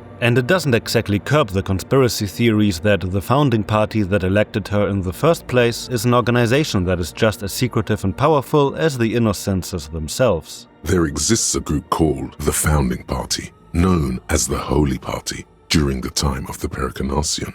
This, the world's oldest international organization, spends its time in search of either the re-emergence of the Innocents or new members. It was this very founding party that created the Moralintern in order to honor Dolores Day's political project even after her death and continue her life's work without her direct input. And it surely was convenient that the next Innocence they elected was Sola, the anti-Innocence, who famously avoided meddling in the political affairs of the Moralintern altogether, leaving all power in the hands of the founding party. Beyond that, it was members of the founding party who invented Elysium's equivalent of finance capital and went on to found the world's largest investment banks. All of this makes them the target of conspiracy theories, with the alleged Innocence Dolores Day in their center.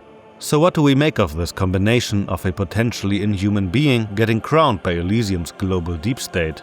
Independent of what Dolores Day really is, she doesn't really seem to fit the role of an Innocence whose historical role is to advance humanity. Instead, she created an ideology that isn't change, not even incremental change. It is control over yourself and the world. And control the world they did. Eventually, a third of humanity was subjugated under their global bureaucracy, with the elusive founding party pulling the strings. The subjugated states are provided with a sense of national independence through Moralintern-endorsed pseudo-elections with thoroughly harmless parties. This road to global hegemony was paved with brutal resettlement programs, mandatory re-education camps, and an overall suppression of dissidents. She was a war criminal, a mass murderer. This of course happened under the guise of a global humanist project, all while committing horrible acts of violence against those who didn't adhere to its very specific notion of universalism. Dissenters were suppressed by a military force she called the Army of Humanity, suggesting those who fight against it are not part of humanity. It was, after all, under Dolores Day's command that tens of millions died because the commune of Revachol dared to exist peacefully. But if you listen closely, it seems like she didn't even create those institutions herself, but merely signed them off. She codified parliamentary democracy and created modern institutions. Among these, the Moralintern. My theory is that she was no great individual of history at all, but a prop that was groomed by the founding party to legitimize their vision of world domination and to serve as their popular and beautiful figurehead. Her purpose as the world's Innocence was to lend the actions of the Moralintern a sublime air of religious sanctity. The founding party being picky with Innocences would also explain the all-too-convenient emergence of the next Innocent, Sola, who they crowned because she wouldn't cause any harm to their now-established power. And after all, the emergence of Innocences was never as clean and definite as the founding party made it sound. There have been a number of counter or false Innocences, some assumed to have innocentic qualities, some who just thought so themselves. Occasionally, they have the support of a faction inside the ecclesiastic organization, and accusations of foul play have arisen. This too indicates that, contrary to the founding party's official dogma, there might be many people with innocentic abilities existing at the same time, among whom the founding party chooses the one who is most compatible with its political goals. Lastly, the founding party's instrumentalization of Innocences would also explain why the current Moralintern diligently scans Elysium for contingencies and abnormalities. Because the current century is still waiting for a new Innocence to emerge, and they would have to either groom or disappear potential candidates before they become public. Regarding the theory of Dolores Day not being human, I could only speculate about it with little support from the game itself. I think you have to make up your own mind about this and then tell me what you think in the comments below. There is definitely something fishy about her though, and the next topic might just shed a bit of light on it. Dora is Dolores Day's reincarnation. Throughout the game, there are several occasions at which Harry conflates the innocent Dolores Day with his ex-girlfriend Dora Ingalund. Most prominently, he blends them together in his dream when he lies down for a nap in the Sea Fortress. And even without any crackpot theories, there are relatively mundane explanations for this connection. Dora was a quasi-sacred entity for Harry, whose loss robbed him of his will to live. She wielded absolute power over him, and he felt like only her love could release him from his misery. It's not too far-fetched that he ended up deifying her in a way. Then, as we step slightly into the extra-physical realms, there is also the presence of the enormous glass painting of Dolores Day in the church, the place where Harry lost his memories. And since it was Dora's presence in his memories that made him want to forget in the first place, her vacuum might have been filled by the most imposing female presence in his immediate vicinity, one that not only bears a physical resemblance to his ex-girlfriend, but even a similar name. But what if the conflation of the two is not just a psychological or entroponetical phenomenon, but is instead due to them really being one person? On the most superficial level of this claim, one would again have to mention that both have a similar name and appearance. But if we delve deeper, we could for a moment entertain the belief of her assassin, who deemed her to be nothing less than an immortal being. Something that had walked in our midst, watching us stumble for hundreds, if not thousands of years, until it decided to interfere. If we read Dolores Day's motto in the same literal way, then we can assume that this long life might have not happened uninterrupted, but through several incarnations. After life, death, after death, life again. After the world, the Pale. After the Pale, the world again. And now the Dora/Dolores fusion in Harry's dream suddenly makes sense. We only have to take her too at her literal word. I was someone else then, filled to the brim with love for you, hanging on your every word. Oh, Harry, you were the coolest, but I am no longer that person. This has taken her place. That was someone else. I betrayed her, overwrote her, and am happier for it. What if it really was Dora who unconditionally loved Harry and Dolores Day who left him after inhabiting Dora's body? It might have been a similar situation with the historical Dolores Day herself. Before she became an innocent, she had a husband whose only role was to introduce her to the court. After that, he vanished from her life. It seems like he too, just like Harry, was a remnant of her old life that she abandoned after taking on a new identity. That is, after she was taken over by whatever immortal entity would soon after assume the role of the innocent Dolores Day. Another hint at this reincarnation mechanic seems to be archived in Harry's case files. Through them you learn about the so-called Next World mural, an enormous graffito of a man and a woman kissing with a text overlay that says, "True love is possible only in the next world. For new people, it is too late for us." The mural was painted in Cuno, where Harry and Dora used to live. Harry, who was otherwise a detective with an overwhelming clearance rate, never found out who was behind it. It is possible that Dora, or Dolores, commissioned it as a last message to Harry. The part about it being too late for us would then not mean a group or generation, but them as a couple in particular. It applies to them that love is only possible as new people in their new lives. Dora even quotes the mural when she tells you how I can only think that way about new people. And after all, Harry and Dora have in fact become new people. Dora through her transformation into Dolores, and Harry through the loss of his memories and old identity to the Pale. Fittingly, when you discuss the memory erasing effects of the Pale Hull with Sona, you gain the thought cleaning out the rooms, which reflects on the loss of your identity. The thought solution, just like Dora and the mural, mentions a new life, and the last line says, "She'll be coming soon. That is all." Kim is a Moralintern Spy. Now, I am well aware that Kim being a spy is way more of a crackpot theory than Trant or Klaasje being one. With those two, I'm pretty sure that there's something going on, while with Kim, it's more of a meme at this point. But if we entertain the theory for a second, then we have to acknowledge that Kim, although he has mixed feelings about the Moralintern, retains a certain sympathy for their political program and to a degree actually believes in their so-called global peacekeeping mission. Yes, the international community's mission in Revachol. and the Moralintern more broadly. The RCM was formed by the coalition government to restore order in the international zone after the revolution. So we did. Now we attempt to maintain that order. No more, no less. It is no coincidence that he, just like Trant, functions as a representative of the Moralintern in the corresponding questline. The Moralintern are a fact. I try not to have opinions on facts until they change. And it doesn't look like that's about to happen. It is more than that. There's some kind of affection in him. But what sparked my initial interest in the spy theory is that Harry, or rather the voices in his head, feel uneasy with constantly being observed by him. Do you feel that? That tingle on the back of your neck, like you're being watched. There, the lieutenant. Isn't it suspicious how he's always there, watching you, listening to you?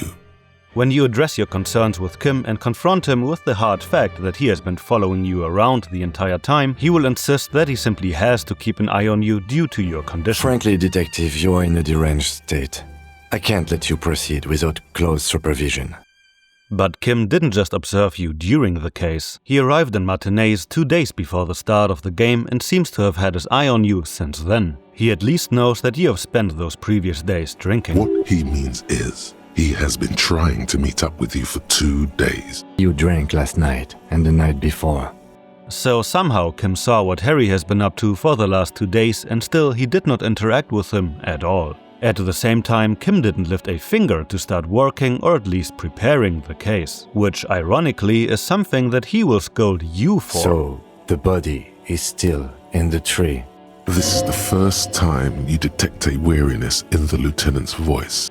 It's almost as if working the case was never his priority when he was sent to Martinez to meet up with you. Instead, he spent his time watching you. But what made me the most suspicious is that Kim is actively trying to prevent Harry from inquiring about Pale mechanics. When Joyce gives you a desperately needed rundown of the world you're in, Kim will stop your conversation with an unusual persistence once the Pale is mentioned. The Pale is not, technically speaking, part of reality. Yes. Also, I think we've had enough excitement for today. We do have a case to attend to. You could sneak back later when he's not around. I don't think your colleague would appreciate that. The same happens when you want to talk to the old Pale driver about entroponetic phenomena. She's just a distracted old woman.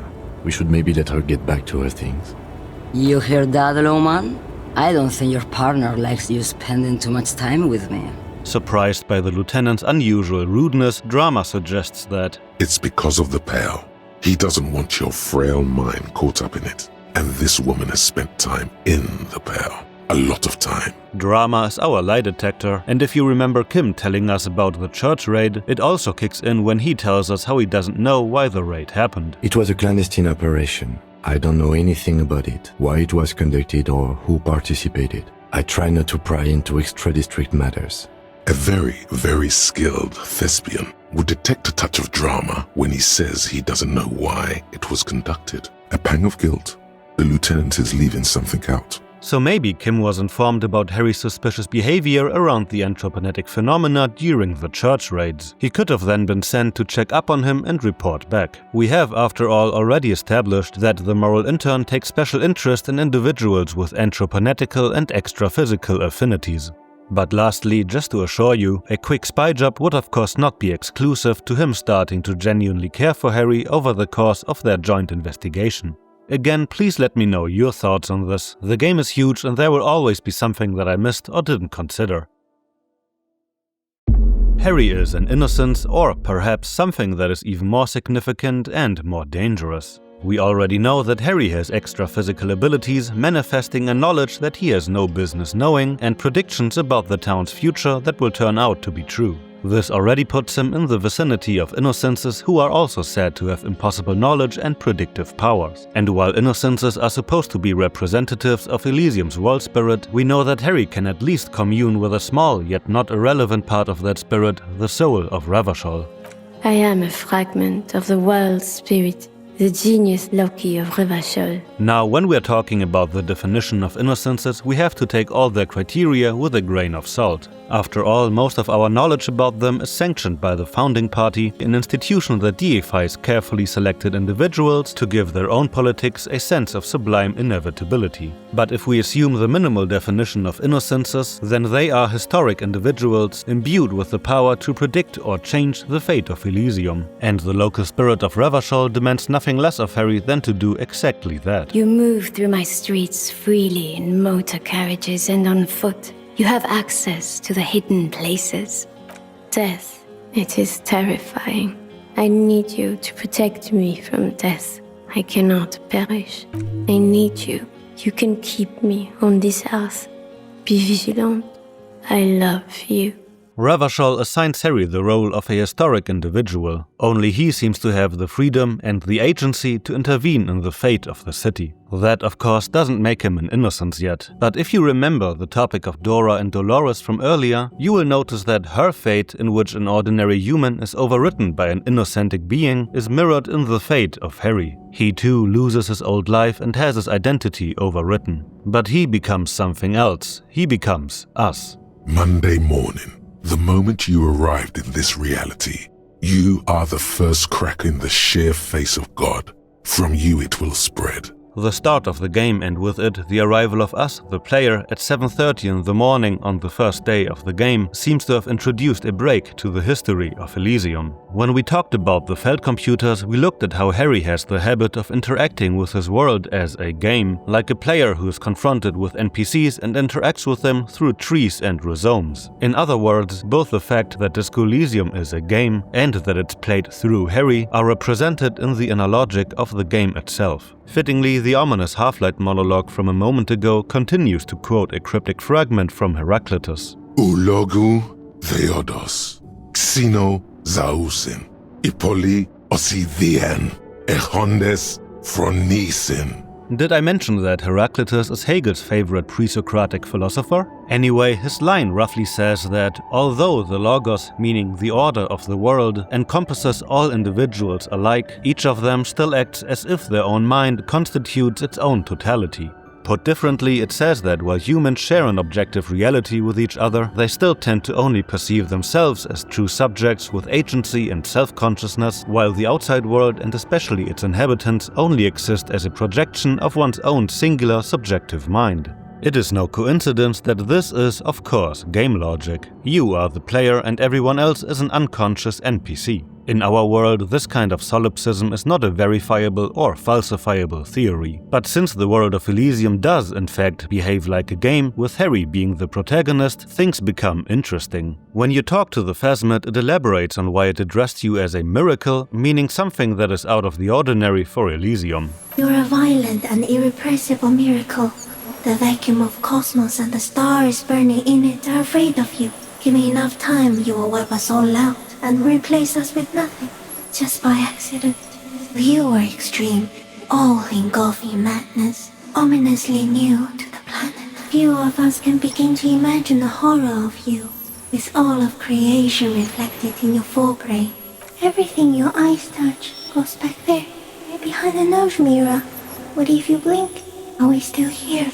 It seems like we, the player, and by extension Harry, might in fact be the all-encompassing subject of Elysium, the solipsistic consciousness that contains the totality of its world. It fits Half-Light's description of us as the first crack in the sheer face of God. A crack in the makeup of Elysium that, like Half-Light said, formed at the exact moment the game started. Or in other words, at the exact moment when Elysium became the setting of a game with Harry as its protagonist. I don't want to follow that thought to its ultimate conclusion yet though. That honor will belong to the very last topic of the Iceberg, where everything will make way more sense once we connect it to the mystery of the Pale. Before that, we will have a last look at the mystery surrounding Neha, the novelty dice maker. Dice saved the dice maker.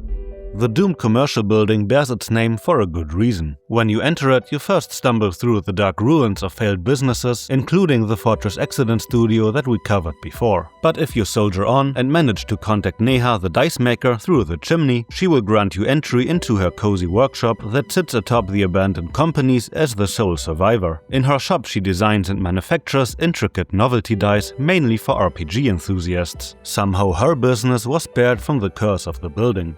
And then there is me. I've been here for 14 years, selling novelty dice to role-playing enthusiasts. Not exactly a million-real business idea, yet somehow I've survived despite the talk of malicious energies. Strange, isn't it? If you found out about the 2mm pale hole in the church, you can tell her that you traced back the curse to pale interferences. A curse is something superstitious, but a 2mm hole in reality?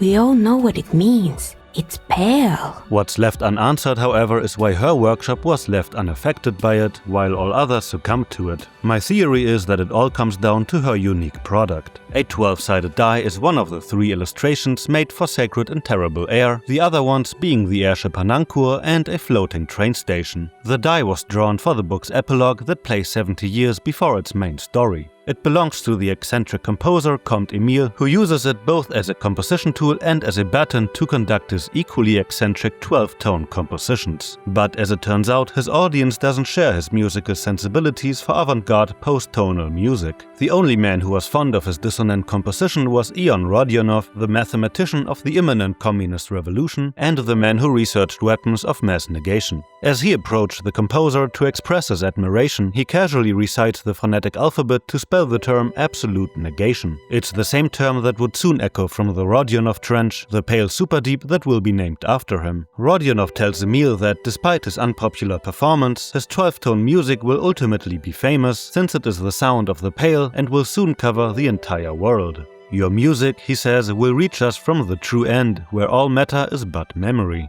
Now, 12-tone music isn't a unique part of Elysium's world-building, but a very real method of musical composition. Most of our music is based on the system of tonality, which is an arrangement of notes into keys and hierarchies, with the central tonic or home note serving as a constant point of reference. A song usually goes through a bunch of movement and tension, only to repeatedly resolve itself by returning to its tonal home, where the music feels at rest and provides us with a sense of closure. 12-tone music subverts this pattern by abolishing the central tonic and releasing its harmonic structure into what its composers like to call emancipated dissonance. In 12-tone music, every note is of equal importance, since they are now only related to each other instead of a central bass. This is ensured by playing each of the 12 tones on the chromatic cycle once, before any of them can be repeated. The result is a melody where the notes are related only to each other, in a dynamic structure that develops independent of a tonal resolution. Back in Elysium, of course, the question remains, why would Emile's 12-tone music be the sound of the pale, and how does this possibly circle back to the dice maker's humble workshop? When I first talked about the pale in this video, I introduced it as an entropic effect, a state of randomness and disorder. It's why the study of the pale is called Entroponetics after all. The pale disintegrates reality into its disjointed elements. It creates an ocean of non-identity where everything that was once structurally centered dissolves into free-floating information. In regards to 12-tone music, this should ring a bell. In the pale, shreds of memories belong to a single human being, as little as a note in Emile's composition belongs to a tonal center. There's a reason why Arnold Schönberg, who was arguably the most prominent 12-tone composer of our world, called it a project about the emancipation of dissonance. Just like the pale, it creates a dynamism of partial elements that were once subordinated and anchored to a fixed core. This is why Rodionov recognizes Emile's music as the sound of the pale. In the case of Emile, however, there's one more element to his music that adds an aspect of randomness to it: his 12-sided die. While composing 12-tone music is usually a very technical and precise activity, he seems to transform it into aleatoric music, where a part of the composition is left to chance and the roll of a die. As a random number generator, his die too works as an instrument of entropy, further reinforcing his music's similarity to the nature of the pale. His die is also what finally leads us back to the mystery of the novelty dice maker, whose business was inexplicably spared from pale interferences. My hypothesis is that since she is a professional manufacturer of random number generators, she's in the entropy business anyway, so there's little for the pale interferences to interrupt. Because what is the pale going to do? Make her dice more random? That would make for a great sales pitch, if anything. But additionally, her vocation involves moving beyond the simple opposition of entropic and negentropic forces, or disorder and order. Her dice are, of course, tools to create randomness, but at the same time they're functionally bound to the highly controlled and rule-based environments of the RPGs in which they are used. I mention this because there's one more instance in Disco Elysium where a number generator combines randomness and mathematical precision in order to avert the effects of the Pale. A Pale latitude compressor is used to sort of make the Pale more manageable. With a lot of these, you can force a radio signal grid on the Pale, literally crunch the distance across it. At the upper limit is the large prime number generator station. It's used specifically for Pale latitude compression.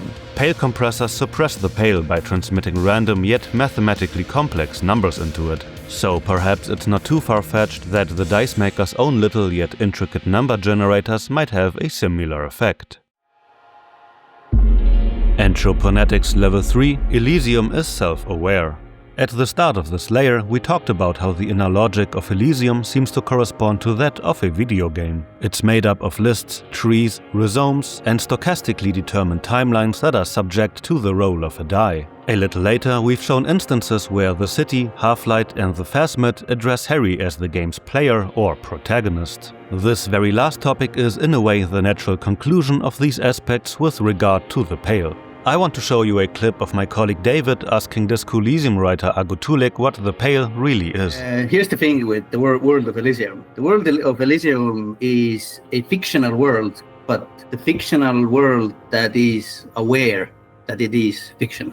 In a way, you could think of Pale as what happens when a reader puts down the book and puts the book away. When you're reading, you read it, the characters are vivid. You put it away, you move on in your life. They keep existing in your head. The world keeps existing. But how long does it take when you think back and the characters start melding into each other a little bit? Some characters start fading from your memory. And in the same way, in Sacred and Terrible Air, there's the model of the Harnoncourt, the aerostatic. Apartsumian, who sells it to sells it to Khan, Enad Khan. He tells Khan, you need to spend time with it. You need to sort of mentally acknowledge it. As long as you remember, then it exists. Like when no one remembers it anymore, it stops existing. It is kind of like an acknowledgement to the fictional nature of Elysium and the writer's relationship to its creation and the reader's relationship to it.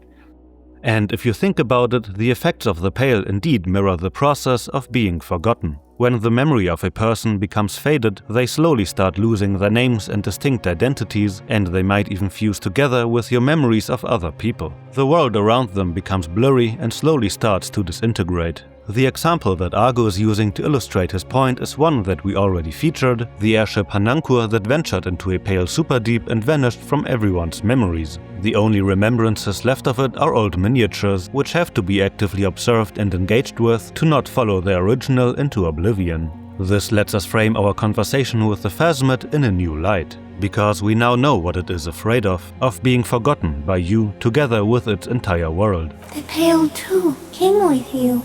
Its advent coincides with the arrival of the human mind, with all of creation reflected in your forebrain.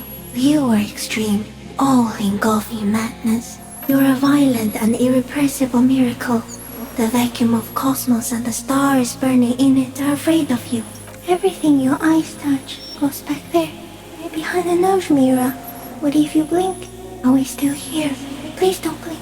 What if he misplays us all one day? Or just forget.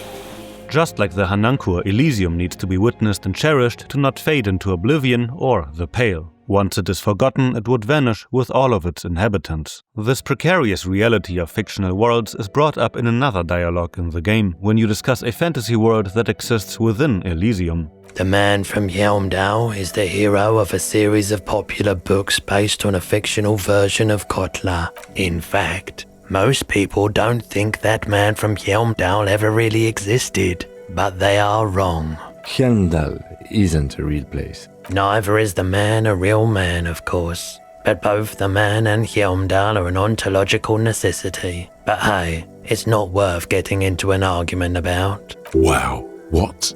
I mean, Even if the man from Helmdale didn't exist before the adventure novels, the stories have made it so that he has. It's simple, really. His theory isn't exactly incoherent, but its logic does suggest some unusual neural activity. Interesting. Roy is, of course, not a reliable narrator, and we surely also hear his Parolidon habit speaking. But if the dialogue proves one thing, it's that the concept of a fiction establishing its own reality, even if it's just behind our nerve mirrors, isn't foreign to Disco Elysium. Helmdall gained its reality by being invented and engaged with, and it will lose its reality again once it is eventually forgotten. And just like Helmdall, the world of Elysium too was already doomed from the moment it was dreamed up and opened its gates to us. After all, when we ask Half-Light when the countdown to the end of Elysium started, he tells us that the world was doomed from the very moment we entered it. Monday morning, the moment you arrived in this reality, you are the first crack in the sheer face of God. There is, however, something beautiful to this. If Elysium maintains its reality as long as it's experienced and explored, then we delay its eventual demise by playing Disco Elysium. And while I was making this video, its world definitely gained in detail and reality for me, as it hopefully did for you. In a way, we're all doing our best to keep Harry and his friends out of the pale for a little longer. This has been by far the most comprehensive video I have ever made. But it has already inspired a few more projects that will make it to the channel in the near future, both about Disco Elysium and adjacent topics. There are also still some chapters left that didn't make it on this iceberg. So if you enjoyed this video, you can subscribe to the channel to stay informed about future uploads. I also appreciate every comment under this video, no matter if you have your own crackpot theory or just want to say hi. And if you want to see your name at the end of the next video, I opened up channel memberships for those who want to further support the channel. A few brave pioneers have already signed up. A huge shout out to them. This project would have not been possible without the 41st Precinct channel, who let me use its game footage for a few hard-to-come-by scenarios, the Fate project, which is a complete database of Disco's dialogue, and the talented artists and musicians who contributed to this video. You can find their socials in the video description. And to the viewers who made it all the way to the end of this video, thank you for watching. Until next time.